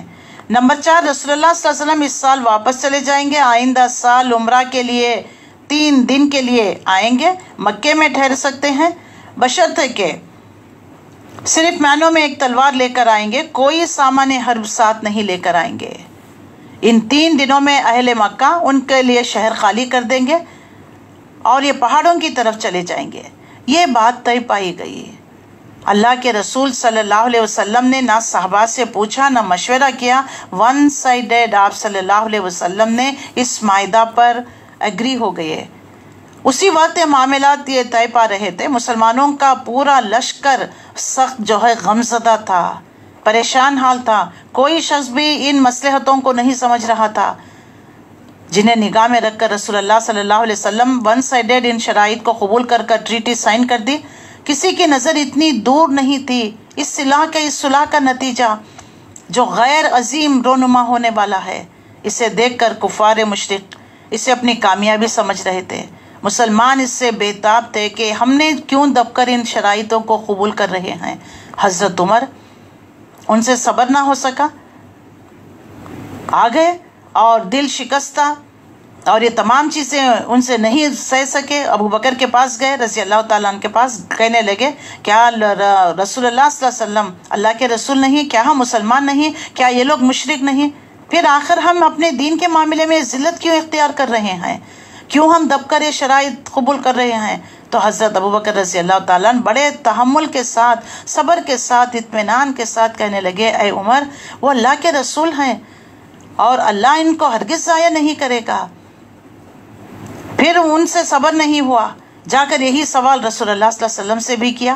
رسول اللہ صلی اللہ علیہ وسلم نے بھی ان کو ایسا ہی جواب دیا جیسے حضرت ابو بکر نے دیا تھا۔ بعد میں کئی مدت تک حضرت عمر رضی اللہ تعالیٰ عنہ اپنی اس حرکت پر ندامت، شرمندگی اور کفارے کے طور پر نوافل صدقہ ادا کرتے تھے تاکہ اللہ تعالیٰ اس گستاخی کا معاملہ جو ہے رفع دفع کرے جو شان رسالت میں انہوں نے کی تھی۔ اور سب سے زیادہ 2 باتیں ان معاہدے میں لوگوں کو جو بری لگ رہی تھی وہ ایک تھا کہ جن کے مطابق یعنی مکے سے جو بھاگ کر آئے گا مدینے والے واپس کریں گے، مدینے سے جو بھاگ کر مکہ آئے گا مکے والے واپس نہیں کریں گے۔ یہ کیا بات ہو گئی؟ تو رسول اللہ صلی اللہ علیہ وسلم نے اس پر فرمایا جو ہمارے وہاں سے بھاگ کر ان کے پاس چلا گیا وہ آخر ہمارے کس کام کا ہے؟ اللہ اسے ہم سے دور ہی رکھے۔ یعنی ایمان لا کر مدینہ آیا پھر مدینے سے بھاگ کر مکہ جا رہا ہے تو پھر ایسے لوگوں کا ہم سے کیا واسطہ؟ اور جو لوگ وہاں سے بھاگ کر ہمارے پاس آ جائیں گے اگر ہم واپس بھی کر دیں گے تو اللہ ان کے لیے کوئی نہ کوئی راستہ، کوئی نہ کوئی صورت پیدا کر دے گا۔ دوسری جو چیز لوگوں کے دلوں میں کھٹک رہی تھی وہ یہ تھا کہ مسلمان یہ سمجھ رہے تھے کہ اسے ماننے کے معنی یہ ہیں کہ تمام عرب کے سامنے گویا وہ ناکام واپس جا رہے ہیں۔ یعنی مدینے سے تو نکلے تھے کہ احرام باندھے ہوئے، ہدی کے جانور لے کر، قلادے ڈالے ہوئے، اب بغیر احرام کر جانا مطلب یہ بہت بڑا یعنی ایک بات ہو گئی نا، یعنی شرمندگی ہو گئی کہ ہم نکل کر آئے تو تھے لیکن بغیر عمرہ کیے واپس جا رہے ہیں۔ اور یہ بھی اس سال نہیں اگلے سال. اور یہ ابھی واقعات، یہ تمام چیزیں بات چیت ہو ہی رہی تھی اور جلدی پر تیل کا کام اس واقعے نے کیا تھا. عین اسی وقت جب صلح کا معاہدہ ابھی تو وربلی ہوا تھا، لکھا پڑھی ہو رہی تھی. سہیل بن عمر کے بیٹے ابو جندل جو مسلمان ہو چکے تھے، لیکن ان کے گھر والوں نے، کفار مشرکین نے انہیں قید کر کر رکھا تھا. کسی نہ کسی طریقے سے وہ بھاگ کر رسول اللہ صلی اللہ علیہ وسلم کے کیمپ میں آ کر پہنچ گئے. ان کے پیروں میں بیڑیاں تھی، جسم پر جو ہے تشدد کے نشانات تھے، خون رس رہا تھا. اور انہوں نے رسول اللہ صلی اللہ علیہ وسلم سے فریاد کی، مجھے اس چنگل سے، ان لوگوں سے مجھے بچا کر آپ اپنے ساتھ لے کر چلیے، مجھے نجات دلا دیجیے. صحابہ اکرام کو ان کی حالت دیکھ ہی نہیں جا رہی تھی. اب یہ حالات دیکھ کر ضبط کرنا، صبر کرنا، تحمل کرنا بڑا مشکل ہو گیا. مگر سہیل بن عمر نے کہا کہ صلح نامہ تجویز ہو چکا ہے، مکمل ہو چکا ہے، شرائط ہمارے اور تمہارے درمیان طے ہو چکی ہیں، اس لیے اس لڑکے کو، یعنی مکے سے بھاگ کر جو مدینہ آئے گا مدینے والے واپس کر دیں گے. تو سہیل بن عمر نے کہا کہ اس لڑکے کو میرے حوالے کر دیجئے. تو رسول اللہ صلی اللہ علیہ وسلم نے بغیر کوئی دیر کیے، بغیر کوئی حجت کیے ابو جندل کو ان ظالموں کے حوالے کر دیا. اب یہ صحابہ سے سہا نہیں گیا کہ اللہ کے نبی نے کیوں ایسا کیا. اب صلح حدیبیہ سے فارغ ہو کر رسول اللہ صلی اللہ علیہ وسلم نے صحابہ سے فرمایا، اب قربانی کر کے سر کے بال منڈوا دو اور احرام کی پابندیوں سے آزاد ہو جاؤ. لیکن کوئی اپنی جگہ سے 1 انچ بھی نہیں ہلا، ٹس سے مس نہیں. رسول اللہ نے 3 مرتبہ حکم دیا، مگر صحابہ میں اس وقت رنج، غم، دل شکست کا ایسا شدید غلبہ تھا، انہوں نے اپنی جگہ سے ذرا بھی حرکت نہیں کی. رسول اللہ صلی اللہ علیہ وسلم کے دور رسالت میں یہ پہلا موقع کہ رسول اللہ نے کوئی حکم دے اور صحابہ اس کو نہ کرے، اس کو عمل کرنے میں نہ دوڑ پڑے. رسول اللہ صلی اللہ علیہ وسلم کو اس پر سخت صدمہ ہوا. آپ اپنے خیمے میں گئے، اس وقت آپ کے ساتھ ام المومنین حضرت ام سلمہ رضی اللہ تعالیٰ عنہ آپ کے ساتھ تھی. انہوں نے جو ہے یہ تمام ماجرہ بیان کیا. تو حضرت ام سلمہ نے کہا، اللہ کے نبی، وہ لوگ صدمے میں ہیں، غمزدہ ہیں. یہ نہیں کہ وہ آپ کی بات نہیں مانتے، نہ نہیں ماننا چاہتے ہیں، اللہ کے گھر کی زیارت کے لیے آئے ہیں، بغیر زیارت کرے جا رہے ہیں. یہ بات ان کے دلوں میں بیٹھ گئی ہے، غمزدہ ہے. آپ صلی اللہ علیہ وسلم خود باہر جائیے، آپ تشریف جا کر خود اپنا اونٹ ذبح کریے، حجام کو بلا کر اپنا سر منڈوا لیجیے. آپ کا یہ عمل دے کر یہ خود بخود کرنے لگیں گے. اللہ کے نبی صلی اللہ علیہ وسلم جن پر آسمان سے وحی آتی ہے، اگر ایک دعا کر دے تو اللہ تعالیٰ مسئلے کا حل بتا دیتا. لیکن اس کے باوجود رسول اللہ صلی اللہ علیہ وسلم اپنے زوجہ محترمہ سے سوال، یعنی اس بات کے بارے میں پوچھا، ڈسکس کیا، تو انہوں نے کتنا بہترین مشورہ دیا. تو اس سے یہ بھی پتہ چلتا ہے کہ اللہ کے رسول صلی اللہ علیہ وسلم رسول ہونے کے باوجود بیویوں کو، عورتوں کو اہمیت دیا کرتے تھے، ان کے مشوروں کو مانا کرتے تھے، ان کی بات کو مان لیے. باہر گئے آپ صلی اللہ علیہ وسلم، آپ نے جو ہے اپنے اونٹ کو ذبح کر دیا، جو قربانی کے جانور لے کر گئے، حجام کو بلایا، اپنا سر منڈوا لیا، احرام کی پابندیوں سے آزاد ہو گئے. اب یہ عمل دیکھ کر صحابہ اکرام ٹوٹے ہوئے دلوں سے، غمزدہ دلوں سے اٹھ کر یہ عمل کی پیروی کرنے لگے اور سمجھ لیا کہ اب جو فیصلہ ہو چکا ہے اب اس میں بدلاؤ آنے والا نہیں. لہٰذا ایسا ہی ہوا. آپ کے فعل کو دیکھ کر، آپ کے عمل کو دیکھ کر صحابہ اکرام نے بھی قربانیاں کر لی، سر منڈوا لیا، بال ترشوا کر احرام سے نکل آئے، مگر دل ان کے غم سے بھرے ہوئے تھے. اس کے بعد جب یہ قافلہ حدیبیہ کی صلح کو اپنی شکست، ذلت سمجھتا ہوا مدینے کی طرف روانہ ہو گیا، اس وقت آپ صلی اللہ علیہ وسلم مکے کے تقریباً 25 میل کے فاصلے پر ایک مقام تھا سبحانہ. اس مقام پر جو ہے قرہ الغمیم کے مقام پر اللہ تعالیٰ نے یہ سورت نازل کی، جس نے مسلمانوں کو یہ بتا دیا صلح جس کو تم شکست سمجھ رہے ہو وہ دراصل فتح عظیم ہے، فتح مبین ہے. اس کے نازل ہونے کے بعد رسول اللہ نے مسلمانوں کو جمع کیا اور فرمایا، آج مجھ پر وہ چیز نازل ہوئی ہے جو میرے لیے دنیا اور مافیا سے زیادہ قیمتی ہے. پھر آپ صلی اللہ علیہ وسلم نے اس کی تلاوت فرمائی، خاص طور پر حضرت عمر کو بلا کر انہیں سنایا، کیونکہ وہ سب سے زیادہ رنجیدہ تھے. اگرچہ اہل ایمان تو اللہ تعالیٰ کا یہ ارشاد سن کر ہی مطمئن ہو گئے تھے، مگر کچھ زیادہ مدت ہی نہیں گزری تھی کہ صلح کے فوری بعد ایک ایک کر جو ہے ان پر یہ راز کھلتے چلے گئے، یہاں تک کہ کسی کو بھی اس کام میں، اس امر میں شک نہیں رہا کہ فی الواقع یہ صلح ایک عظیم الشان فتح ہے۔ اس میں پہلی مرتبہ عرب میں اسلامی ریاست کا وجود باقاعدہ تسلیم کیا گیا، یعنی مدینے کو ایک اسلامی ریاست، ایک اسٹیٹ کنسیڈر کر لیا گیا۔ اسی لیے تو جا کر انہوں نے ٹریٹی سائن کر لی۔ تو یہ بات بھی بتانا چاہتا تھا اللہ تعالیٰ کہ دیکھو اب تمہیں جو ہے ایک اسلامک مملکت، ایک اسلامی مملکت تمہاری بن چکی ہے، اسی لیے تو انہوں نے صلح کر لیا ہے۔ اور نمبر 2 جو ہے اگلے سال آنے کا حکم دے دیا گیا ہے، اور مسلمانوں کے لیے زیارت بیت اللہ کا حق تسلیم کر کے قریش نے اپنے آپ سے آپ کو یہ فرمان جاری کر دیا کہ اگلے سال آپ آ سکتے ہیں، 3 دن کے لیے تو ہم یعنی شہر کو آپ کے لیے کھلا چھوڑ دیں گے، اور جاتے وقت کسی کو لے کر نہیں جانا ہے۔ یہ تمام، اور 10 سال تک جنگ بند رہی۔ اس کے نتائج کیا ہوئے؟ جب 10 سال تک جنگ بند رہی ہونے کا معاہدہ ہو گیا تو مسلمانوں کو امن میسر آ گیا۔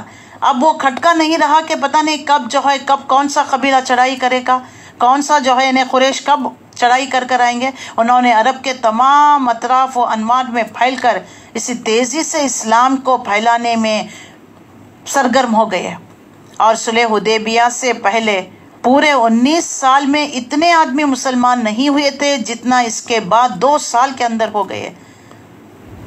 یہ اس صلح کی برکت تھی جو صلح حدیبیہ کے موقع پر رسول اللہ صلی اللہ علیہ وسلم کے ساتھ جو صرف 1400 آدمی تھے، 2 ہی سال کے بعد جب قریش کے حد شکنی کے نتیجے میں رسول اللہ نے مکے پر چڑھائی کی تو 10,000 کا لشکر آپ کے ساتھ تھا، اور قریش کی طرف سے جنگ بند ہونے کے بعد رسول اللہ صلی اللہ علیہ وسلم کو ایک موقع مل گیا کہ آپ صلی اللہ علیہ وسلم نے اسلامی حکومت کو اچھی طرح مستحکم، ڈسپلن، ڈیڈیکیشن آرگنائز کرنے کے لیے اسلامی قانون کی پر اور مسلمانوں کو اس معاشرہ فراہم کرنے کے لیے ایک مکمل ضابطِ حیات دے دیا گیا، تہذیب، تمدن آپ نے بنا دیا۔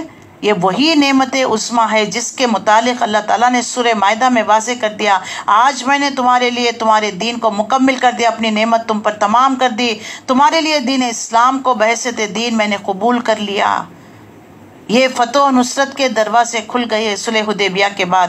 قریش سے صلح کرنے کے بعد اب مسلمانوں کو اطمینان نصیب ہو جائے۔ اس کا فائدہ یہ ہوا کہ مسلمانوں نے عرب کے مڈل ایسٹ ان تمام علاقوں میں مختلف طاقتوں کو بآسانی سے مسخر کر لیا۔ حدیبیہ پر 3 ہی مہینے گزرے ہوئے تھے کہ یہودیوں کا سب سے بڑا گڑھ خیبر فتح ہو گیا۔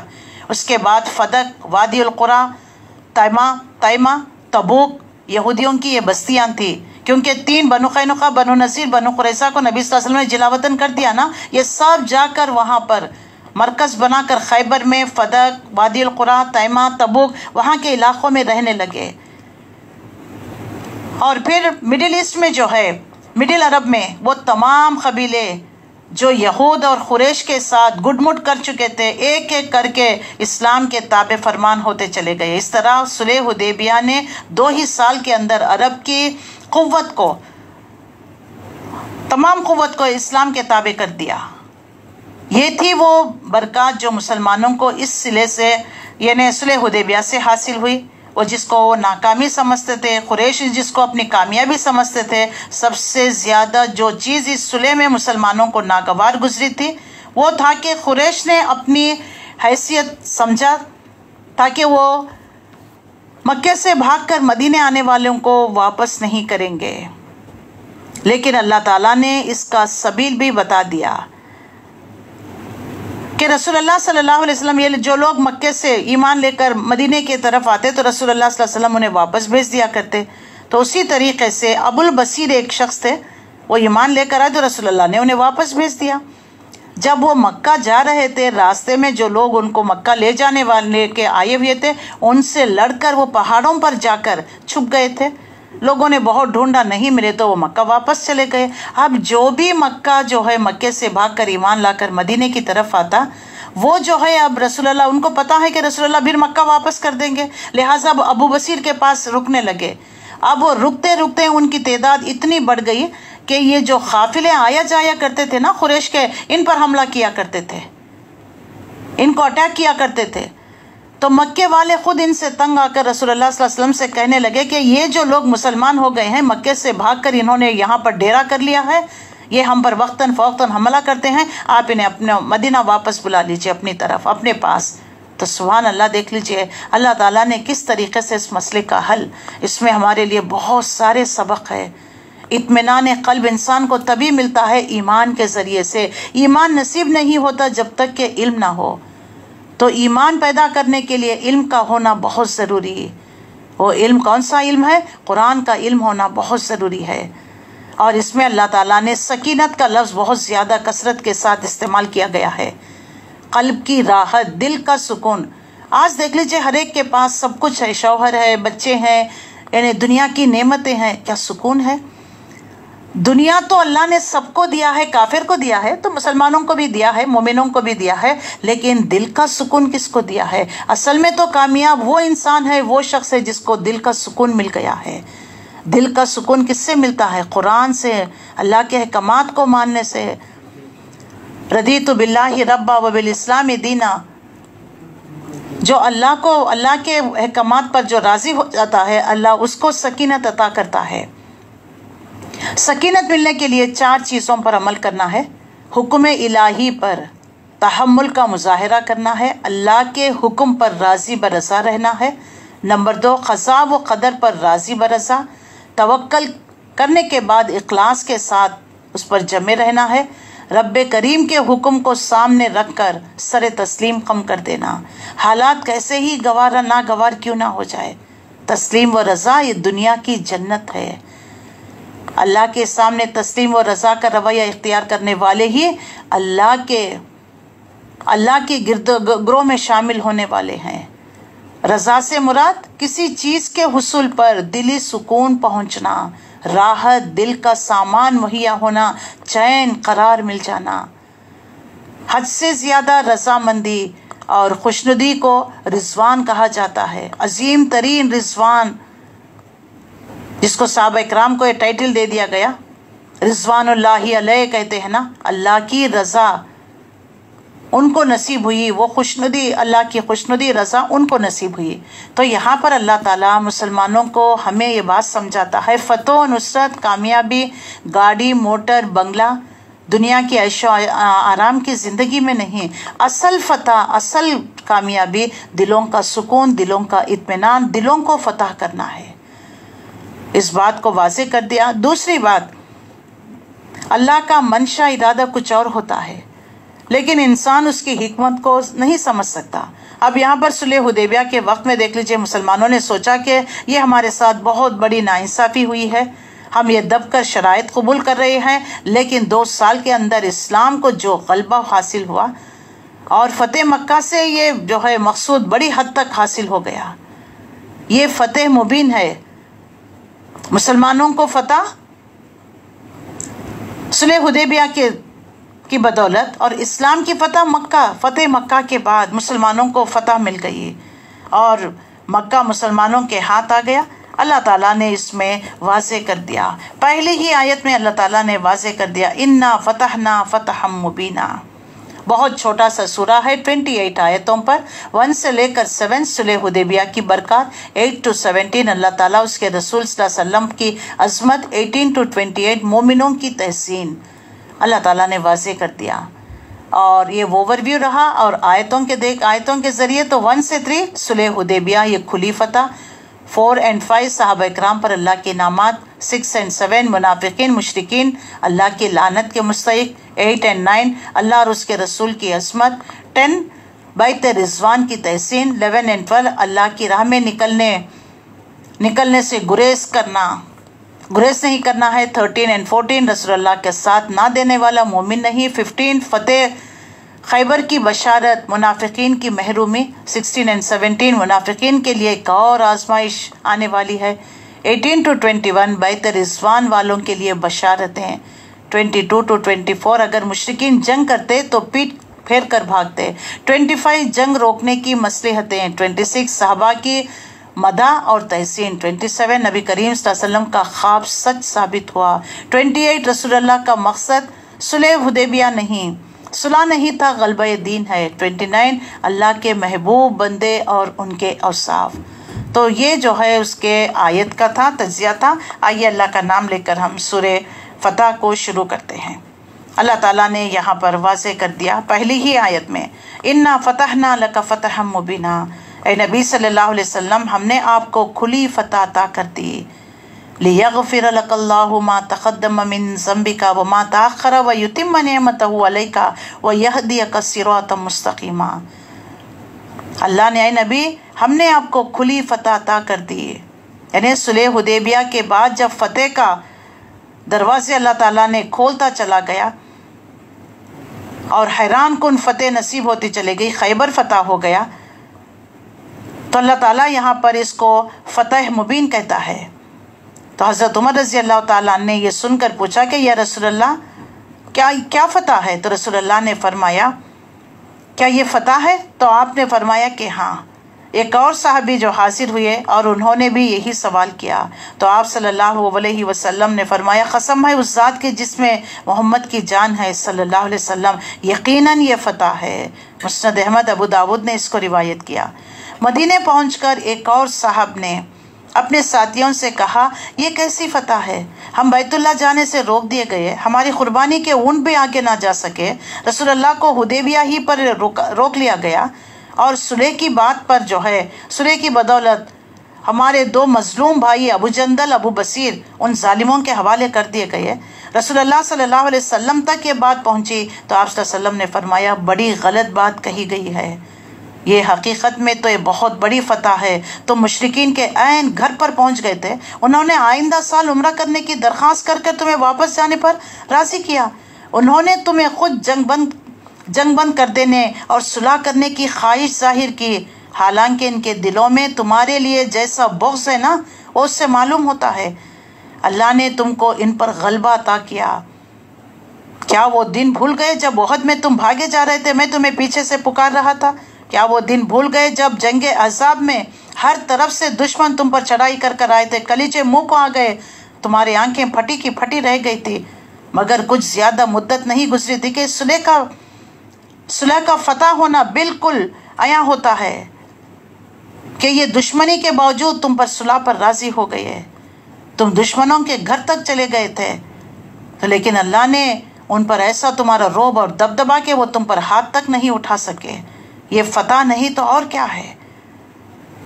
اللہ کے نبی صلی اللہ علیہ وسلم نے واضح کر دیا۔ حضرت عبداللہ بن مسعود، حضرت جابر بن عبداللہ، حضرت برا بن عازب، تینوں صاحب حضرات قریب ایک ہی معنی یہ قول منقول کیا ہے۔ لوگ فتح مکہ کو فتح کہتے ہیں، حالانکہ ہم اصل فتح حدیبیہ کو سمجھتے ہیں۔ بخاری، مسلم، مسند احمد نے اس کو روایت کیا ہے۔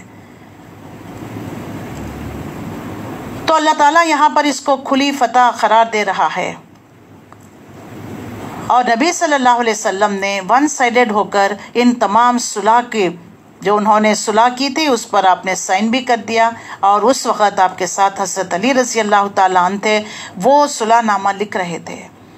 اب جب صلح نامہ لکھ رہے تھے تو بسم اللہ الرحمن الرحیم من جانب محمد الرسول اللہ صلی اللہ علیہ وسلم، تو فوری جو ہے سہیل بن عمر کہنے لگا ہمارا اور تمہارا جھگڑا تو یہی ہے نا، ہم تو تمہیں صرف محمد بن عبداللہ کی حیثیت سے جانتے ہیں، اگر محمد الرسول اللہ اگر ہم مان لے تمہیں تو یہ جھگڑا ہی نہیں ہے نا۔ تو رسول اللہ صلی اللہ علیہ وسلم نے سے اصرار کرنے لگے کہ یہ محمد الرسول اللہ مٹا دیجئے، محمد ابن عبداللہ لکھائیے، لیکن حضرت علی کہنے لگے کہ میں آپ کا نام نہیں مٹاؤں گا، لیکن رسول اللہ صلی اللہ علیہ وسلم نے فرمایا کہ وہ جگہ بتاؤ جہاں تم نے میرا نام لکھا ہے، محمد الرسول اللہ۔ آپ نے وہاں پر میٹ کر محمد ابن عبداللہ لکھوایا۔ تو حضرت علی رضی اللہ تعالیٰ عنہ یہ صلح لکھ رہے تھے، لکھا پڑھی ہو گئی تھی، تو یہاں پر جو ہے رسول اللہ کی طرف سے فرمایا گیا کہ اللہ نے آپ کی ہر اگلی پچھلی کوتاہی معاف فرما دیا۔ اس لیے ان عام لفظوں میں یہ بات ظاہر ہوتی ہے کہ اللہ کے نبی صلی اللہ علیہ وسلم اس بنا پر صحابہ اکرام کو جو ہے یعنی عبادت میں غیر معمولی مشقتیں اٹھاتے ہوئے دیکھا تو عرض کیا کرتے تھے کہ اللہ کے نبی آپ کے تو اگلے پچھلے گناہ معاف ہیں، کیوں رات رات بھر کھڑے ہو کر آپ اتنی عبادت کرتے ہیں، آپ کے پیروں پر ورم آ جاتا۔ تو آپ صلی اللہ علیہ وسلم نے فرمایا افلا اکونا عبدن شکورا، کیا میں ایک شکر گزار بندہ نہ بنوں؟ تو جب کوئی نعمت ملتی ہے تو ہمیں شکر گزاری کے طور پر اللہ کا اور زیادہ ذکر، نماز، روزہ، جو قرآن کی تلاوت، جو ذکر ہے وہ ہمیں کرنا ہے۔ ہم کیا کرتے ہیں، نعمت ملنے کے بعد بس وہ جو پہلے ٹوٹی پھوٹی فرض نمازیں تھے نا وہ بھی چھوڑ دیتے ہیں، بس اب تو مسئلہ حل ہو گیا ہے نا۔ تو دیکھیے اللہ کے رسول صلی اللہ علیہ وسلم، اس لیے اللہ نے واضح فرما دیا لقد کان لکم فی رسول اللہ اسوۃ حسنہ، چاہے وہ موت کا موقع ہو، رنج و غم کا ہو، خوشی کا ہو، نعمت ملنے پر، نعمت چھن جانے پر، نبی کو دیکھا کرو آپ کا طرز عمل کیا رہا۔ نعمت کو مکمل کر دینے کا مطلب مسلمان اپنی جگہ ہر خوف، ہر مزاحمت، ہر بیرونی خدمات سے محفوظ ہو کر پوری طرح اسلامی تمدن، تہذیب، قوانین، احکامات کے مطابق زندگی بسر کرنے کے لیے آزاد ہو گئے۔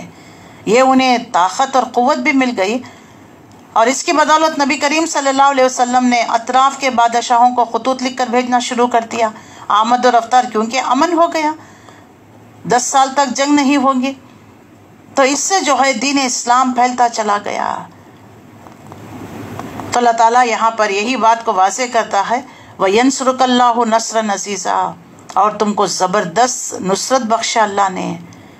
هُوَ الَّذِي أَنزَلَ السَّكِينَةَ فِي قُلُوبِ الْمُؤْمِنِينَ لِيَزْدَادُوا إِيمَانًا مَعَ إِيمَانِهِمْ وَلِلَّهِ جُنُودُ السَّمَاوَاتِ وَالْأَرْضِ وَكَانَ اللَّهُ عَلِيمًا حَكِيمًا، وہی ہے جس نے مومنوں کے دلوں میں سکینت نازل فرمائی۔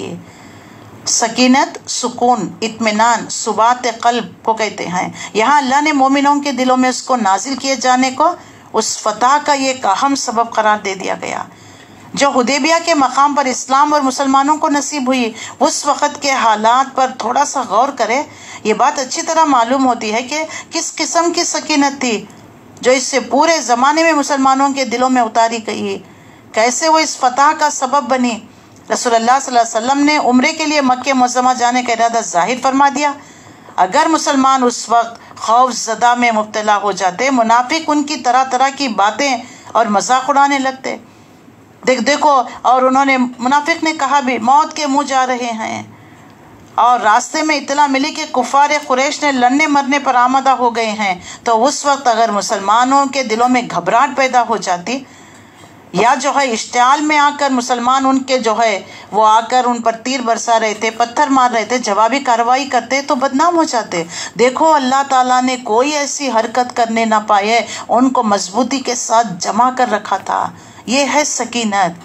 اسی طرح آج عام ہمارے لیے، ہمارا تو صحابہ کرام جیسا اتنا ہائیسٹ لیول والا ایمان تو نہیں ہے، لیکن کوئی غم کی خبر سن کر، کوئی ایسا کام انہیں نقصان کا معاملہ ہو جاتا ہے، پھر بھی حسبی اللہ و نعم الوکیل یہ کلمہ جو پڑھتا ہے، یا انا للہ و انا الیہ راجعون، تو اللہ تعالیٰ اس کو تھام لیتا ہے۔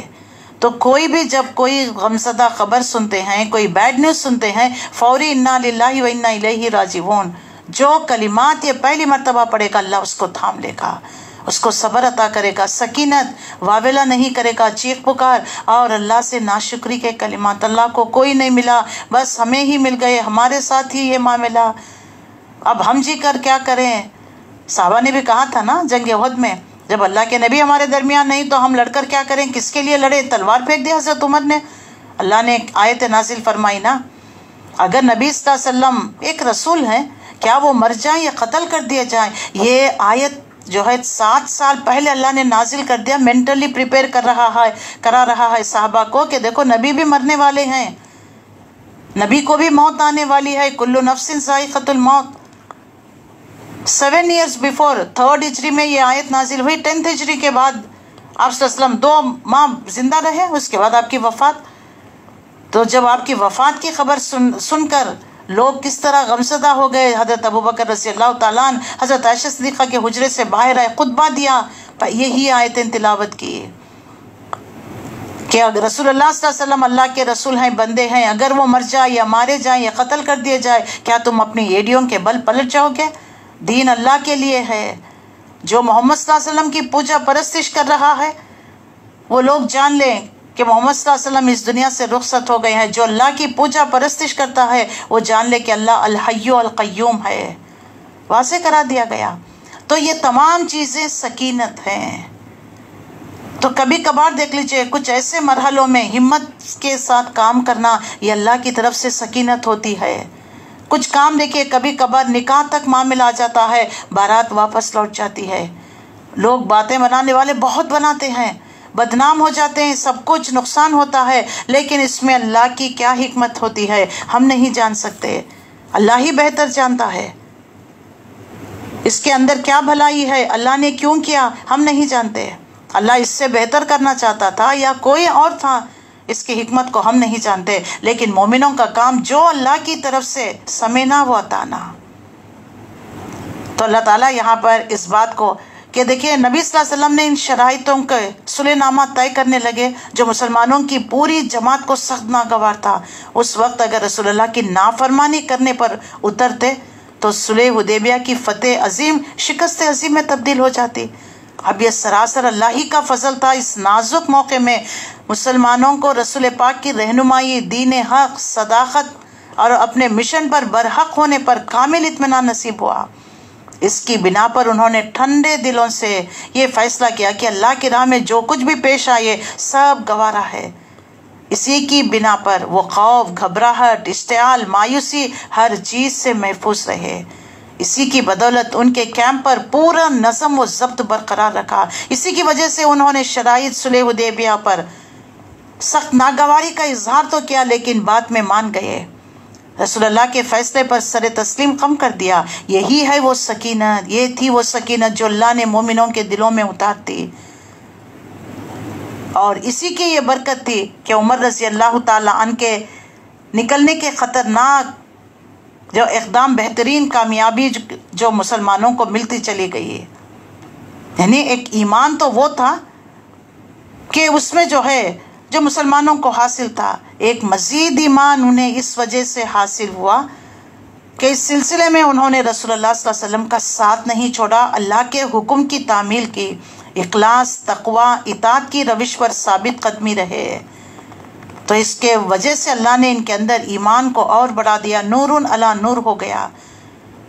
صحابہ اکرام اسلام قبول کرنے کے بعد سے لے کر مرتے دم تک مومن کی زندگی میں قدم بقدم ایسی آزمائشوں کا سابقہ پیش آتا ہے جن میں اس کے لیے یہ سوال فیصلہ طلب ہوتا ہے کہ آیا اللہ کے دین کی پیروی میں اپنی جان، مال، جذبات، خواہشات، اوقات، آسائش، مفادات کی قربانی دینے کے لیے تیار ہے یا نہیں؟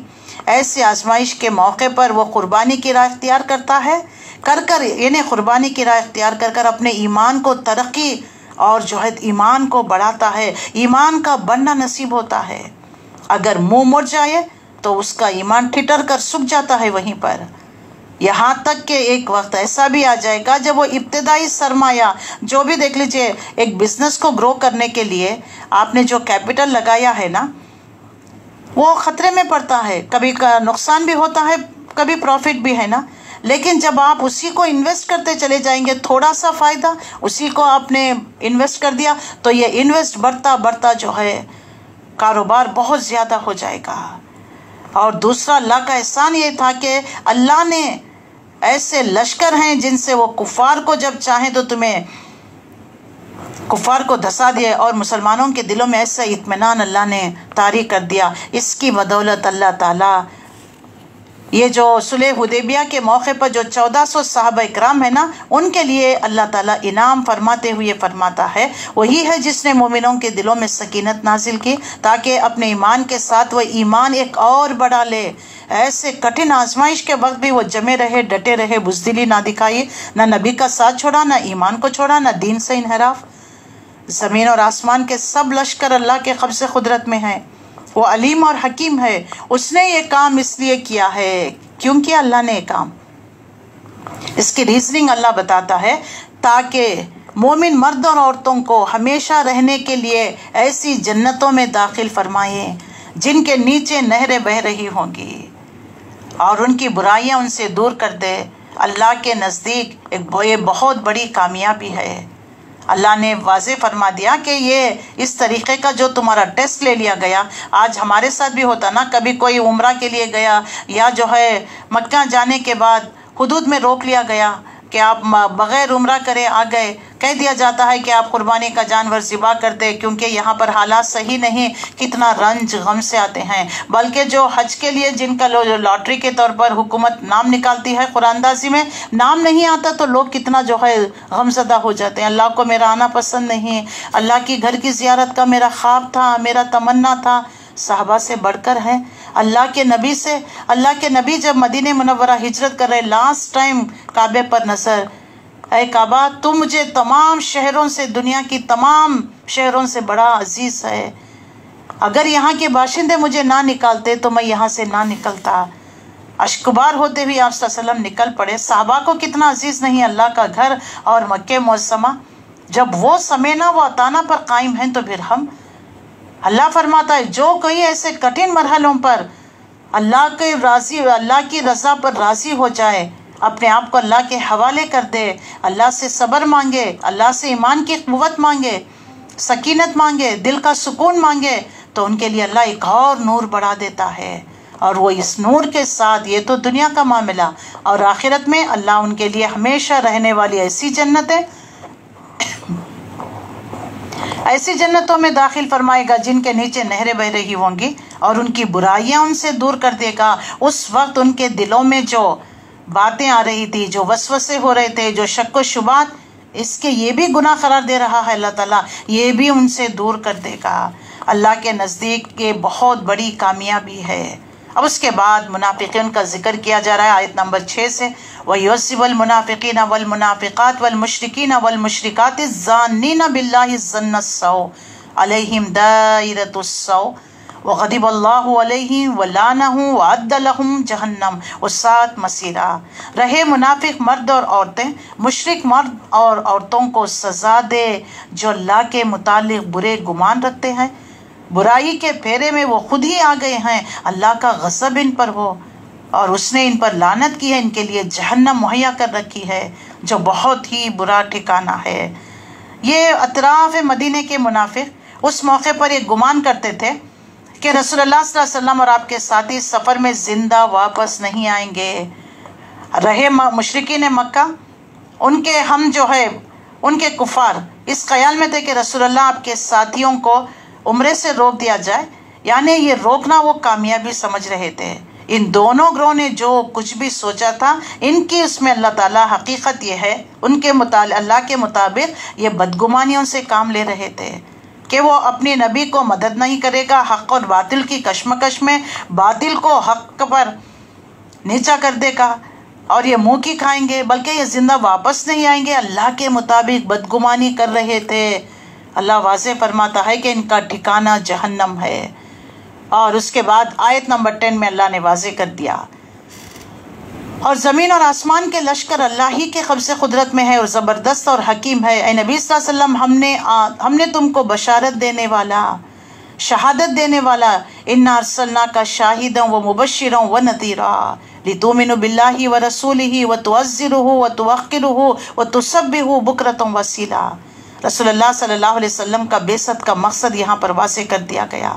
اے نبی صلی اللہ علیہ وسلم، ہم نے آپ کو بشارت دینے والے اور شہادت دینے والے، شاہد شہادت دینے والے، بشیر خوشخبری دینے والے، نذیر ڈرانے والے بنا کر بھیجا ہے، تاکہ اے لوگو تم اللہ اور اس کے رسول پر ایمان لاؤ، اس کا ساتھ دو، اس کی تعظیم، اس کی توقیر کرو، صبح شام اس کی تسبیح کرتے رہو۔ اللہ اکبر۔ یہاں پر اللہ تعالیٰ نے کامیابی کی شرائط رکھ دی ہے کہ جو کوئی رسول اللہ صلی اللہ علیہ وسلم کی تعظیم، تعزرہ، توقرہ، رسول اللہ صلی اللہ علیہ وسلم کو تسبحہ، تو یعنی ان کے نزدیک اس آیت کا مطلب یہ ہے کہ تم رسول اللہ کا ساتھ دو، اس کی تعظیم توقیر کرو، صبح شام اللہ کی تسبیح کرتے رہو۔ یعنی صبح شام تسبیح کرنے سے مراد صبح شام ہی نہیں بلکہ ہمہ وقت تسبیح کرتے رہنا۔ یہ ایسا ہی ہے جیسے ہم کہتے ہیں کہ فلانی بات کا چرچا کرتے رہنا، جو کرتے رہنا، تو اللہ کی یاد سے دل غافل نہیں رہنا ہے، ایک لمحے کے لیے بھی نہیں رکنا ہے زبان، اللہ کے ذکر سے زبان تر رکھنا ہے۔ نبی کا ساتھ دو. اگر اس وقت ذرا بھی مسلمان بددلی دکھاتے، کم ہمتی دکھاتے، کچھ نبی صلی اللہ علیہ وسلم کے بارے میں کچھ ایسی بات کہہ دیتے تو یہ تو تمام منافقین کے لیے، مشرکین کے لیے ہنسنے کا موقع ہو جاتا. اور رسول اللہ صلی اللہ علیہ وسلم پر طرح طرح کی بدگمانیاں، طرح طرح کی باتیں گھڑنے لگتے. دیکھو جی کیسا رسول ہے، ان کے لوگ خود ان کی بات نہیں مان رہے ہیں. تو اللہ تعالیٰ نے اس طریقے سے مسلمانوں کی فتح و نصرت فرمائی. اور یہاں پر جو ہے آیت نمبر 10 میں ان الذین یبایعونک انما یبایعون اللہ ید اللہ فوق ایدیہم. اے نبی صلی اللہ علیہ وسلم، جو لوگ آپ سے بیعت کر رہے تھے دراصل وہ آپ سے نہیں بلکہ اللہ سے بیعت کر رہے تھے. یعنی صلح حدیبیہ کے وقت جو رسول اللہ صلی اللہ علیہ وسلم نے حضرت عثمان غنی کی موت کی خبر سن کر آپ نے جو صحابہ سے جو ہے بیعت لی تھی جینے مرنے کی، اس کا ذکر کیا جا رہا ہے. یقیناً وہ لوگ جو آپ سے بیعت کر رہے تھے وہ اللہ سے بیعت کر رہے تھے. ید اللہ فوق ایدیہم، ان کے ہاتھوں کے اوپر اللہ کا ہاتھ ہے. یعنی اس بیعت کے اندر گویا 3 باتیں ہیں: اللہ کا ہاتھ، بیعت کرنے والے شخص کا ہاتھ، پھر جو ہے رسول اللہ صلی اللہ علیہ وسلم کا ہاتھ. تو اب جو کوئی اس کو توڑے گا اس کے توڑنے کا وبال اپنے اوپر ہی لے گا. وَمَنْ أَوْفَى بِمَا عَهَدَ عَلَيْهِ اللَّهُ فَسَيُؤْتِيهِ أَجْرًا عَظِيمًا. جو کوئی پورا کرے گا اس معاہدے کو جو اللہ سے کر رہا ہے وہ اجر عظیم پائے گا. تو اللہ تعالیٰ نے یہاں پر اس صلح حدیبیہ کے واقعے کو بیان کیا ہے کہ کس طریقے سے صحابہ کے قلوب اور ذہن، ان کی کیفیت کی تصویر یہاں پر کھینچ دی گئی ہے. کیسا وہ جو ہے نبی صلی اللہ علیہ وسلم کے ساتھ کھڑے رہے، ڈٹے رہے، جمے رہے. جب نبی صلی اللہ علیہ وسلم جنگ خندق کے وقت جو ہے کھدائی کر رہے تھے تو صحابہ کرام رضی اللہ تعالیٰ عنہ، آج بھی دیکھ لیجئے گاؤں میں دیہاتوں میں کام کو ہلکا کرنے کے لیے کچھ اشعار پڑھا کرتے. تو صحابہ کرام رضی اللہ تعالیٰ عنہ غزوہ خندق کے موقع پر جب صحابہ کرام خندق کھودنے میں مصروف، وہ سب مل کر بلند آواز سے یہ شعر پڑھا کرتے تھے: نحن الذین بایعوا محمدا علی الجہاد ما بقینا ابدا. ہم وہ لوگ ہیں جنہوں نے محمد صلی اللہ علیہ وسلم کے ہاتھ پر جہاد کی بیعت کر رکھی ہے. اب یہ جہاد جاری رہے گا جب تک ہماری جان میں جان ہے. تو یہاں پر جماعت کا ڈسپلن بتا دیا گیا ہے. رسول اللہ نے اپنی حیات طیبہ کے مختلف مواقع پر صحابہ سے بیعت لی. رسول اللہ کے بعد خلافت راشدہ کا سلسلہ بھی بیعت کی بنیاد پر.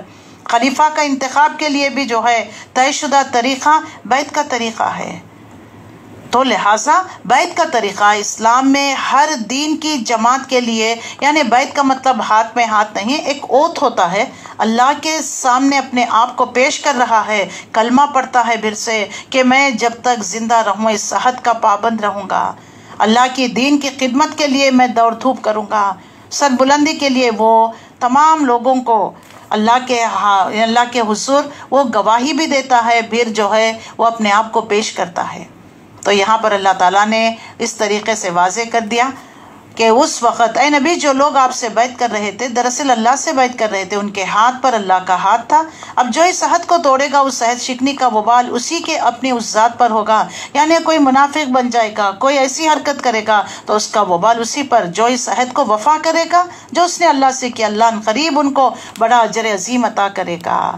اس کے بعد اللہ تعالیٰ واضح کرتا ہے 11 آیت میں سَيَقُولُ لَكَ الْمُقَلَّفُونَ مِنَ الْأَعْرَابِ شَغَلَتْنَا أَمْوَالُنَا وَأَهْلُنَا فَاسْتَغْفِرْ لَنَا يَقُولُونَ بِأَلْسِنَتِهِمْ مَا لَيْسَ فِي قُلُوبِهِمْ.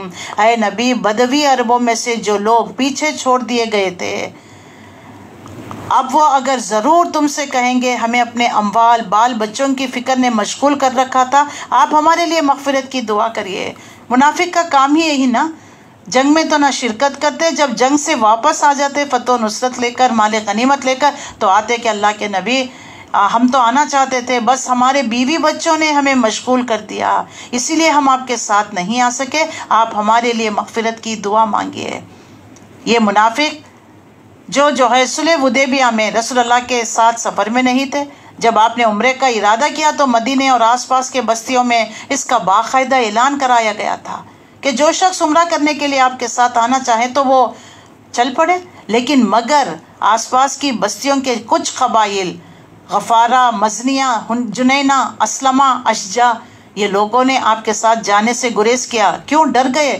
کیونکہ رسول اللہ صلی اللہ علیہ وسلم قریش مکہ کے پاس جا رہے ہیں. اگر مسلمان کے بہت سے افراد کو میدان احد سے قتل کر گئے تھے، اب یہ مختصر سی جماعت تو یہ سوچ رہے تھے کہ صرف جا تو رہے ہیں لیکن واپس نہیں آئیں گے، اس لیے انہوں نے نبی کا ساتھ نہیں دیا. اب واپس آ رہے ہیں تو اب دیکھیں چرب زبانی سے وہ آ کر کہتے ہیں کہ ہمارے مال اور بچوں نے ہمیں مشغول کر رکھا، آپ ہمارے لیے مغفرت کی دعا. یہ لوگ اپنی زبانوں سے وہ بات کہتے ہیں جو ان کے دلوں میں نہیں ہوتی. ان سے کہنا، اے منافقو، تم نے اس غزوے سے عدم شمولیت میں ہی اپنی عافیت سمجھی، پھر اگر اللہ تمہیں تمہارے گھروں میں موت سے دوچار کر دے یا کوئی مصیبت تم پر ٹال دے تو اسے تمہیں کوئی بچا نہیں سکتا یا خود تم اس کو روک نہیں سکتے. یعنی تم اس سفر میں رسول اللہ کے ساتھ چلے جاتے، اللہ تمہارے اہل و عیال کو کوئی فائدہ پہنچانا چاہے یا اس سفر میں بھی فائدہ پہنچا دے تو کیا اس سے کوئی روک سکے گا؟ تم اگر نکلتے اللہ کے نبی کا ساتھ دینے کے لیے تو تمہارے اہل و عیال کو فائدہ ہی ہوتا اور تمہارے ایمان بھی بڑھتا، تمہارے لیے کتنے عظیمت کی بات ہوتی. لیکن تم نے کیا کیا؟ منافقت تمہارے دلوں میں تھی، تم نے رک گئے اور نہیں آپ چرب زبانی کرتے ہوئے آ گئے. اچھا یہی بات ہے تو کون تمہارے معاملے میں اللہ کے فیصلے کو روک دینے کا کچھ بھی اختیار رکھتا ہے اگر وہ تمہیں کوئی نقصان پہنچانا چاہے یا نفع پہنچانا چاہے؟ تمہارے اعمال سے تو اللہ باخبر ہے. بل کان اللہ بما تعملون خبیرا. بس اصل بات یہ ہے کہ تم نے یوں سمجھ رکھا ہے، بل ظننتم ان لن ينقلب الرسل والمؤمنون الى اهلهم ابدا. تم نے تو اصل یہ سوچا تھا کہ اللہ کے رسول مومن اپنی گھروں میں ہرگز پلٹ کر واپس نہیں آئیں گے، گئے ہیں یعنی ختم ہو جائیں گے بس، بلکہ انتظار تھے وہ خبر سننے کے لیے کون آئے گا بتا دے گا کہ فلانی جگہ روک لیا گیا، ان کو ختم کر دیا گیا. اور یہ خیال تمہارے دلوں کو بہت بھلا لگا اور تم نے بہت برے گمان کیے اور تم سخت بد باطن لوگ ہو. اللہ اور اس کے رسول پر جو ایمان نہ رکھتے ہو ایسے کافروں کے لیے تو ہم نے بھڑکتی ہوئی آگ مہیا کر رکھا. آسمان اور زمین کی بادشاہی کا مالک اللہ ہی ہے، جسے چاہتا ہے معاف کرتا ہے، جسے چاہتا ہے سزا دیتا ہے. وہ درگزر کرنے والا رحیم ہے. جب تم مال غنیمت حاصل کرنے کے لیے جانے لگو گے تو یہ پیچھے چھوڑے جانے والے لوگ تم سے ضرور کہیں گے ہم بھی اپنے ساتھ چلنے دو. یہ چاہتے ہیں کہ اللہ کے فرمان کو بدل دے. یعنی عنقریب وہ وقت آنے والا ہے، اللہ پیشن گوئی کر رہا، کیونکہ تھوڑے عرصے بعد ہی دیکھیے 7ویں ہجری محرم کے مہینے میں آپ صلی اللہ علیہ وسلم نے خیبر کو فتح کر لیا. خیبر کے دیکھ لیجیے مال غنیمت تمام کو غلام بنا لیا گیا، ان کے زمین زراعت نخلستان مسلمانوں کے ہاتھ آ گئے. تو اللہ فرماتا ہے دیکھیے نبی ایک موقع آئے گا، اس میں یہ لوگ آ کر کہیں گے کہ ہم بھی تمہارے ساتھ ہیں. یہ اطراف مدینے کے لوگوں کا ذکر جنہیں عمرے کی تیاریاں شروع کرتے وقت رسول اللہ نے کے ساتھ چلنے کی دعوت دی تھی، ایمان کا دعویٰ رکھنے کے باوجود صرف اس لیے ہی اپنے گھروں سے نہ نکلے، انہیں اپنی جان عزیز تھی اور انہوں نے یہ بات کہہ دیا. تو اللہ فرماتا ہے کہ اے نبی دیکھو ان قریب ایک وقت آنے والا ہے جب یہی لوگ جو آج خطرہ محسوس کر گھروں میں بیٹھے رہے، آپ کا ساتھ نہیں دیا، جنگ سے جی چراتے ہیں، تمہیں ایک ایسے مہم پر جاتے دیکھیں گے. یعنی نیکسٹ جو آنے والی ہے، اس کے بعد کون سی آئی؟ جنگ خیبر، اس کے بعد مکہ فتح ہو گیا، پھر مسلمانوں نے جو ہے قضاء عمرہ بھی کیا. جب آپ ایک جنگ کے لیے نکل رہے ہوں گے اور ان کو آسان فتح اور بہت سے اموال غنیمت کے حصول کا امکان نظر آنے لگے گا تو وہ خود آ کر کہیں گے ہمیں بھی اپنے ساتھ لے چلو. یہ وہ وقت صلح حدیبیہ کے 3 ہی مہینے بعد آ گیا. یہ وقت جب رسول اللہ نے خیبر پر چڑھائی کی، ذی قعدہ تھا نا، ذی الحج محرم میں آپ صلی اللہ علیہ وسلم محرم کے گزرنے کے بعد سفر تو کر گئے لیکن سفر میں جنگ ہو گئی تھی.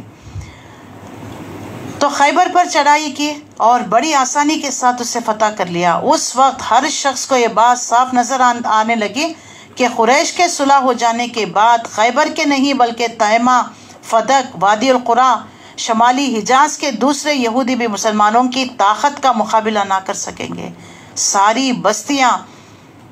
ساری بستیاں پکے پھل کی طرح اسلامی حکومت کی گود میں آ کر گر پڑے. اس لیے اللہ تعالیٰ نے رسول اللہ کو اس بات کی پیشن گوئی خبردار کر دیا، اطراف کے مدینے کے یہ منافق، یہ کہیں گے کہ آپ جب بھی جنگ میں جائیں ہمیں اپنے ساتھ رکھ لیجئے۔ اللہ کے فرمان سے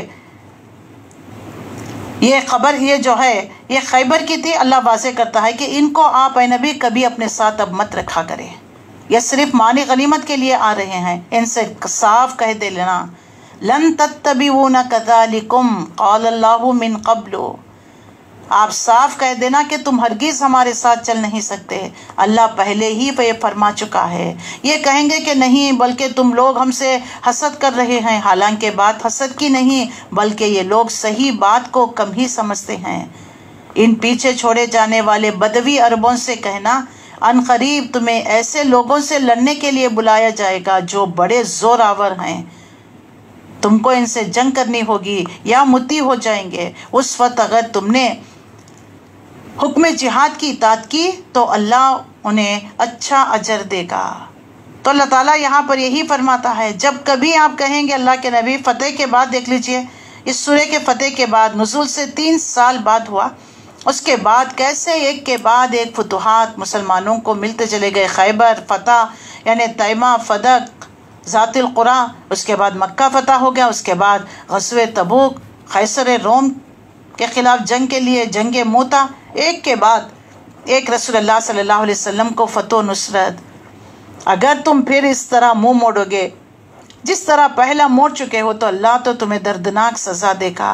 اندھے لنگڑے مریض جہاد کے لیے نہ آئے تو کوئی حرج نہیں، جو کوئی اللہ اور اس کے رسول کی اطاعت کرے گا اللہ اسے جنتوں میں داخل کرے گا۔ اللہ اور اس کے رسول کی اطاعت جنت کا سبب ہے، یاد رکھ لیجئے، کامیابی چاہتے ہو، جنت چاہتے ہو، اللہ اور اس کے رسول کی اطاعت، تو اللہ انہیں ان جنتوں میں داخل کرے گا جن کے نیچے نہریں بہ رہی ہوں گی، اور جو منہ پھیرے گا وہ دردناک عذاب پائے گا۔ اب یہاں پر اللہ تعالیٰ لقد رضی اللہ عن المؤمنین اذ یبایعونک تحت الشجرہ، اللہ مومنوں سے خوش ہو گیا جب وہ درخت کے نیچے اے نبی آپ سے بیعت کر رہے تھے۔ جس درخت کے نیچے بیعت ہوئی تھی اس کے مطابق حضرت نافع مولا ابن عمر کی روایت ہے کہ عام طور پر یہ مشہور ہو گئی ہے کہ لوگ اس کے پاس جا جا کر نمازیں پڑھنے لگے۔ حضرت عمر کو اس کا علم ہوا تو انہوں نے لوگوں کو ڈانٹنا اور اس درخت کو کٹوا دیا۔ اور نافع جو اس حدیث کو روایت کرتے ہیں کہ بیعت رضوان کے کئی سال بعد صحابہ اکرام نے اس درخت کو تلاش کیا مگر اس کو پہچان نہ سکے، اور اس امر میں اختلاف ہو گیا کہ وہ درخت کون سا ہے۔ دوسری روایت مسلم اور بخاری کی ہے کہ ابن سعد نے اس کو روایت کیا، کہتے ہیں کہ میرے والد بیعت رضوان میں شریک تھے، انہوں نے مجھ سے کہا دوسرے سال جب ہم لوگ عمرہ خزا کے لیے گئے تو ہم اس درخت کو بھول چکے تھے، تلاش کرنے پر بھی ہم اس کو نہیں پا سکے۔ تیسری روایت یہ ہے کہ حضرت عمر رضی اللہ تعالیٰ عنہ اپنے عہد خلافت میں جب صلح حدیبیہ کے مقام سے گزرے تو انہوں نے دریافت کیا کہ وہ درخت کہاں ہے جس کے نیچے بیٹھ کر بیعت کی گئی تھی۔ کسی نے کہا فلانا درخت ہے، کسی نے کہا فلاں۔ اس پر حضرت عمر نے فرمایا چھوڑ دو، اس تکلف کی کیا حاجت ہے، تو وہاں پر کٹوا دیا۔ یہ بھی روایت ملتی ہے، ورنہ لوگ وہاں پر بھی لال ناڑے، ہرے ناڑے، پھر اس کے اطراف چکر لگانا، پھر وہاں شروع کر لیتے ہیں۔ تو اس طریقے سے اللہ نے واضح کر دیا، اور ان کے دلوں کا حال اس کو معلوم تھا، اس لیے اس نے ان پر سکینت نازل کر دی۔ سکینت سے مراد دل کی وہ کیفیت جس بنا پر ایک شخص کے مقصد عظیم کے لیے ٹھنڈے دل سے پورے سکون اطمینان کے ساتھ اپنے آپ کو خطرے سے بچانا، خطرے کے منہ سے جھونک دیتا اور کسی خوف یا گھبراہٹ کے بغیر فیصلہ کر لیتا۔ یہ کام ہر حال کرنے کا کام جو نتیجہ کچھ بھی ہو، لیکن اس وقت اللہ نے انہیں تھامے رکھا تھا، سکینت نازل فرمائی، ان کو انعام میں قریبی فتح بخشی، بہت سارا مال غنیمت انہیں عطا کر دیا گیا، اور عنقریب اور بھی عطا کرے گا۔ اللہ زبردست اور حکیم ہے۔ اللہ تم سے بکثرت اموال غنیمت کا وعدہ کرتا ہے جنہیں تم حاصل کرو گے۔ فوری طور پر یہ فتح اس نے تمہیں عطا کر دی، ان لوگوں کے ہاتھ تمہارے خلاف اٹھنے سے روک دیا تاکہ یہ مومنوں کے لیے ایک نشانی بن جائے۔ اللہ سیدھے راستے کی طرف تمہیں ہدایت بخشتا ہے۔ اس کے علاوہ دوسرے اور غنیمتوں کا بھی وہ تم سے وعدہ کرتا ہے جن پر تم ابھی تک فائدہ نہیں ہوئے ہو۔ اللہ نے ان کو گھیر رکھا ہے، اللہ ہر چیز پر قادر ہے۔ اور یہ کافر، اب کافروں کے بارے میں، یعنی یہ کفار مشرکین، ان کی ہمت نہ تھی کہ وہ حدیبیہ کے مقام پر تم سے لڑ جاتے، حالانکہ تمام ظاہری حالت کے لحاظ سے وہ بہت زیادہ بہتر پوزیشن میں تھے، جنگی نقطہ نظر سے تمہارا پلہ ان کے مقابلے میں کمزور تھا، لیکن اللہ تعالیٰ نے ان کے دلوں میں آپ کا ایسا، مسلمانوں کا ایسا رعب اور دبدبا کہ وہ ہمت نہیں کر سکے کہ صلح حدیبیہ کے مقام پر جا کر 1400 سے نمٹ جائے۔ اللہ یہاں پر ان بات کو واضح کرتا ہے، یہ کافر لوگ اگر اس وقت تم سے لڑیں گے تو وہ یقیناً پیٹ پھیر جاتے، کوئی حامی و مددگار نہ پاتے۔ یہ اللہ کی سنت ہے جو پہلے سے چلی آ رہی ہے، اور تم اللہ کی سنت میں کوئی تبدیلی نہ پاؤ گے۔ وہی ہے جس نے مکہ کی وادی میں ان کے ہاتھ تم سے، تمہارے ہاتھ ان سے روکے رکھا، حالانکہ وہ ان پر تمہیں غلبہ عطا کر چکا تھا۔ جو کچھ تم کر رہے تھے اللہ اسے دیکھ رہا تھا۔ وہ یہ لوگ تو ہیں جنہوں نے کفر کیا، تم کو مسجد حرام سے روکا اور ہدی کے اونٹوں کو ان کی قربانی کی جگہ نہ پہنچنے دیا۔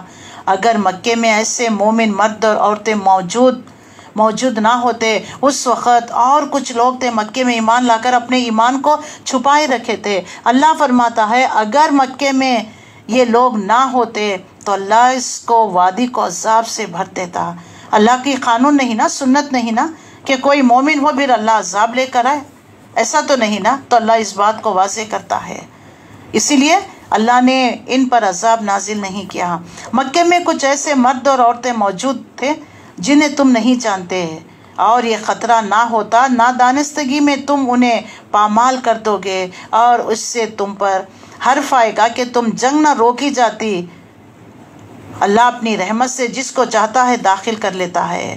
وہ مومن الگ ہو گئے ہوتے تو اہل مکہ سے جو کافر تھے ہم ان کو سخت ضرور سزا دیتے۔ اللہ فرماتا ہے اگر وہ لوگ الگ ہو گئے ہوتے تو پھر ہم ان کو سزا دیتے۔ وہی ہے جس نے ان کافروں کے دلوں میں، اللہ تعالیٰ نے اپنے دلوں میں جاہلانہ حمیت لیے بیٹھے ہوئے تھے۔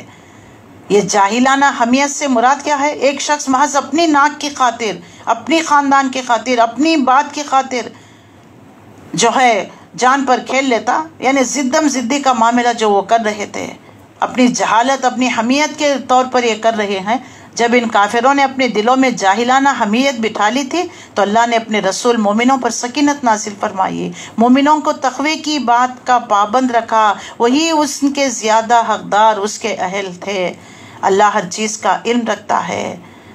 اور 27 آیت، لَقَدْ صَدَقَ اللَّهُ رَسُولَهُ الرُّؤْيَا بِالْحَقِّ لَتَدْخُلُنَّ الْمَسْجِدَ الْحَرَامَ إِنْ شَاءَ اللَّهُ آمِنِينَ مُحَلِّقِينَ رُؤُوسَكُمْ۔ فی الواقع اللہ نے اپنے رسول کا خواب سچ دکھا دیا، یعنی نیکسٹ ایئر جب رسول اللہ صلی اللہ علیہ وسلم خیبر فتح ہونے کے بعد مکہ معظمہ قضائے عمرہ کرنے کے لیے گئے تھے، اللہ اس بات کو واضح کرتا ہے کہ رسول اللہ صلی اللہ علیہ وسلم کا اللہ نے خواب سچ کر دکھا دیا جو ٹھیک حق کے مطابق تھا۔ انشاءاللہ تم ضرور مسجد حرام میں پورے امن کے ساتھ داخل ہوگے۔ اللہ پیشن گوئی کر رہا ہے، ڈونٹ وری، نیکسٹ ایئر تم آؤ گے۔ اللہ پر یہ حق ہے کہ اللہ کے رسول کے خواب کو پورا کر دکھانا ہے، اور اپنے سر منڈواؤ گے اور بال ترشواؤ گے، تمہیں کوئی خوف نہ ہوگا۔ وہ اس بات کو جانتا تھا جسے تم نہ جانتے تھے، اس لیے وہ خواب پورا ہونے سے پہلے اس نے یہ قریبی فتح تم کو عطا فرما دی۔ یہ پیشن گوئی، یہ سب کچھ اللہ نے تمہیں واضح کر دیا تاکہ تمہارے دلوں میں سکینت طاری ہو جائے۔ وہ اللہ ہی ہے۔ اب رسول اللہ صلی اللہ علیہ وسلم کا بعثت کا مقصد، هو الذی ارسل رسولہ بالہدی ودین الحق لیظہرہ علی الدین کلہ وکفی باللہ شہیدا۔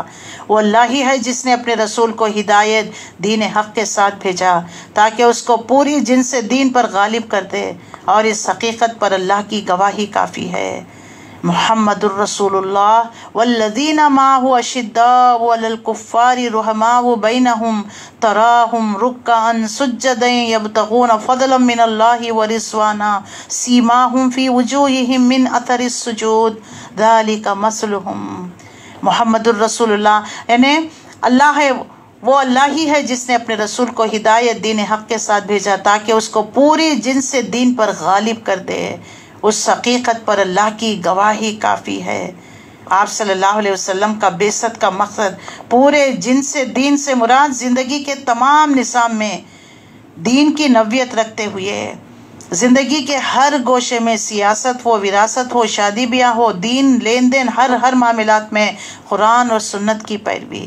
رسول اللہ کی بعثت کا مقصد محض اس دین کی تبلیغ نہیں، بلکہ اس دین کی نوعیت رکھنے والے تمام نظامات زندگی پر غالب کر دینا تھا۔ یہ دین اس لیے نہیں آیا کہ زندگی کے سارے شعبوں پر غلبہ تو ہو کسی دین یا باطل کا اور اس کی قربانیاں تحت یہ دین کے حدود ہو، اس طرح نہیں ہے، بلکہ پورے کے پورے ہمارا اٹھنا بیٹھنا، کھانا پینا، شادی بیاہ سب اس دین کے مطابق ہونا چاہیے۔ اور محمد رسول اللہ صلی اللہ علیہ وسلم اللہ کے رسول ہیں، جو لوگ ان کے ساتھ ہیں وہ کفار پر سخت ہیں۔ صحابہ کی خصوصیت بیان کی گئی، آپس میں رحیم ہے، تم جب دیکھو گے انہیں تو ہمیشہ رکوع اور سجود میں اللہ کے فضل، اس کی خوشنودی کے طالب میں مشغول پاؤ گے۔ سجود کے اثرات ان کے چہروں پر موجود ہوں گے جن سے وہ الگ پہچان لیے جائیں گے۔ سبحان اللہ۔ یعنی صحابہ اکرام رضی اللہ تعالی عنہ کی خصوصیت اور ان کے بارے میں پیشن گوئی تورات اور انجیل میں بھی اللہ نے واضح کر دیا ہے، اور جن کے بارے میں تورات میں اور انجیل میں ان کی مثال یوں دی گئی، صحابہ کی مثال گویا کہ ایک کھیتی ہے جس نے پہلے تو کومپل نکالی، پھر اس کو تقویت، پھر وہ گدرائی، پھر اپنے تنے پر کھڑی ہو گئی۔ کاشتکار کرنے والے کو وہ خوش کرتی نظر آتی تاکہ کفار ان کے پھلنے پھولنے پر جلے۔ اس گروہ کے لوگ جو ایمان لائے، جنہوں نے نیک اعمال کیے، اللہ نے ان سے مغفرت اور بڑے اجر کا وعدہ کیا ہے۔ سبحان اللہ۔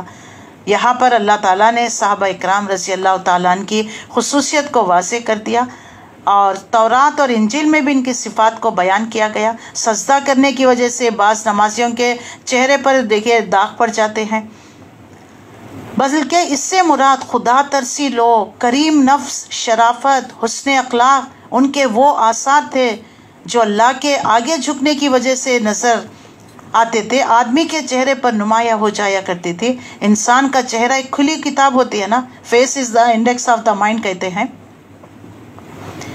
اور ایک متکبر انسان کا چہرہ اس کی چال ڈھال بات چیت سے پتہ چل جاتا ہے، لیکن صحابہ اکرام ان کی شرافت، ان کے اخلاق، ان کے نفس کریم نفس، یہ تمام چیزیں ان کے چال ڈھال سے نظر آنے لگتی۔ ہمیشہ جو ہے ڈاؤن ٹو ارتھ، نرم بو، عزت، احترام، تکریم، اللہ کی آیتوں کو پڑھنا، رکوع اور سجود میں رہنا، دن کے مجاہد، راتوں کے عابد۔ اللہ تعالیٰ کے ارشاد کے منشا یہ ہے کہ محمد صلی اللہ علیہ وسلم کے یہ ساتھی تو ایسے ہیں کہ ان کو دیکھتے ہی ایک آدمی ایک نظر میں معلوم کر لے گا کہ یہ خیر الخلائق ہیں، یہ نیک انسان ہیں، کیونکہ خدا ترسی کا جو نور ان کے چہروں پر چمک رہا ہے، یہ وہی چیز ہے جس کے مطابق امام مالک بیان کرتے ہیں، جب صحابہ کی فوجیں شام کی سرزمین پر داخل ہوئی تو شام کے عیسائی کہتے تھے، مسیح کے حواریوں کی جو شان ہم سنتے تھے، یہ تو اسی شان کے لوگ نظر آتے ہیں۔ سبحان اللہ۔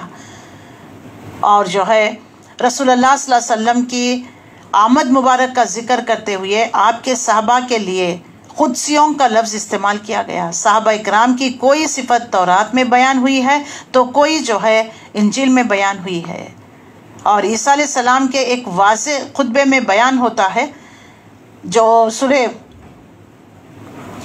حدیبیہ میں اس طرح نقل کیا گیا، اور اس نے کہا، خدا کی بادشاہی ایسی ہے جیسا کوئی آدمی زمین پر بیج ڈالے اور رات کو سوئے، دن کو جاگے، وہ بیج اس طرح آگے بڑھے کہ وہ نہ جانے زمین آپ سے آپ پھول گئی اور پتیاں، بالیاں اور اس میں پھل، اناج اگنے لگے، کیونکہ کاٹتے وقت جو ہے وہ کٹوتی کے وقت تک آ گئی۔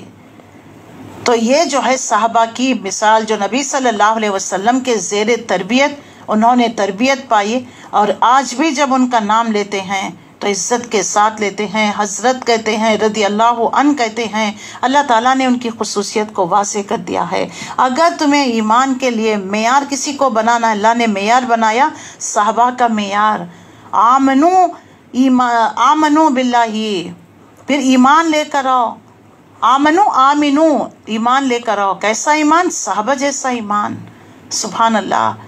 تو کیسے دیکھ لیجئے، وہ تنوں پر کھڑی رہی اور ان کے میانوں میں ان کی میانیں پھٹی ہوئی، لیکن تلواروں میں جو زور رہا کرتا تھا، اللہ کے کام کے لیے یعنی سر تسلیم خم، کوئی ہیلا بہانہ نہیں، ہر وقت جو ہے نبی صلی اللہ علیہ وسلم کا ساتھ دینے کے لیے تیار۔ اور علامہ اقبال نے ان کے عقیدت کو خراج تحسین ادا کرتے ہوئے جو اشعار ان کے لیے صحابہ کے اس میں پڑے ہوئے ہیں کہ تیغوں کے سایوں میں ہم پل کر جواں ہوئے ہیں، خنجر ہلال کا ہے قومی نشاں ہمارا، مغرب کی وادیوں میں گونجے اذاں ہماری، تھمتا نہ تھا کسی سے سیل روا ہمارا، باطل سے دبنے والے اے آسمان نہیں ہم، باطل سے دبنے والے اے آسمان نہیں ہم، 100 بار کر چکا ہے تو امتحان ہمارا، اے گلستان اندلس وہ دن بھی یاد تجھ کو، اے گلستان اندلس وہ دن ہے یاد تجھ کو، تھا تیری ڈالیوں میں جب آشیاں ہمارا، اے موج دجل تو بھی پہچانتی ہے ہم کو، اب تک ہے تیرا دریا فسانہ خوں ہمارا۔ تو دشمن اسلام کو، دشمنان اسلام کو، اسلام اور مسلمانوں کی یہ عظیمت، شان و شوکت، یہ ایک آنکھ نہ بھائیے۔ انہوں نے بڑی عیاری مکاری سے مسلمانوں کے اندر رہ کر مسلمانوں کے خلاف سازشیں شروع کر دی، جس کے نتیجے میں حضرت عثمان غنی کی جو شہادت، مظلومانہ شہادت واقع ہوئی، اور دا آٹومن امپائر، بڑی بہت بڑی مکابی سلطنت عثمانیہ کا پارا پارا ہو گیا۔ تو اللہ تعالی ہمیں صحابہ اکرام جیسا ایمان لانے اور ان جیسے اخلاق، عادات، عبادت، مجاہد اور رسول اللہ صلی اللہ علیہ وسلم کے بہترین ساتھی، جس طرح انہوں نے رسول اللہ صلی اللہ علیہ وسلم کے زندگی میں بھی آپ کے بعد میں آپ کے مشن کو آگے بڑھانے میں رسول اللہ صلی اللہ علیہ وسلم کا ساتھ دیا، ہمیں بھی ان جیسا بننا ہے۔ اللہ ایسے لوگوں سے ہی راضی ہے۔ تو اللہ سے دعا ہے اللہ تعالیٰ ہمیں بھی ان کے نقش قدم پر چلنے اور انہی کی طرح ہمیں زندگیاں گزارنے والا بنا دے۔ وما علینا الا البلاغ۔ السلام علیکم ورحمۃ اللہ وبرکاتہ۔ جزاک اللہم الخیر۔ اچھا، ایک بات پوچھنی ہے کہ اگر اس کے بعد کچھ عرصے کے بعد جیسے تیلگو کلاس لی جاتی ہے انسٹیڈ آف تیلگو، کیا اسی پارے کو کنٹینیو کیا جائے، سورہ حجرات کا ایک سورہ، یا نہیں 8 بجے یا نہیں تو عمان کے جو ہے 4:30 یعنی آپ کے 6 بجے؟ تو مجھے ذرا بتا دیجئے، DQ میں ڈال دے تو پھر ہم اکارڈنگ ٹو دیٹ کلاس لے لیں۔ نہیں کل ہی کرنا ہے تو پھر انشاءاللہ وی ول کنٹینیو ٹمارو اونلی، لیکن آپ اپنا اوپینین پلیز بتا دیجئے تاکہ اکارڈنگ ٹو دیٹ کلاس لیا جائے۔ جزاک اللہم الخیر، شکراً۔ السلام علیکم ورحمۃ اللہ وبرکاتہ۔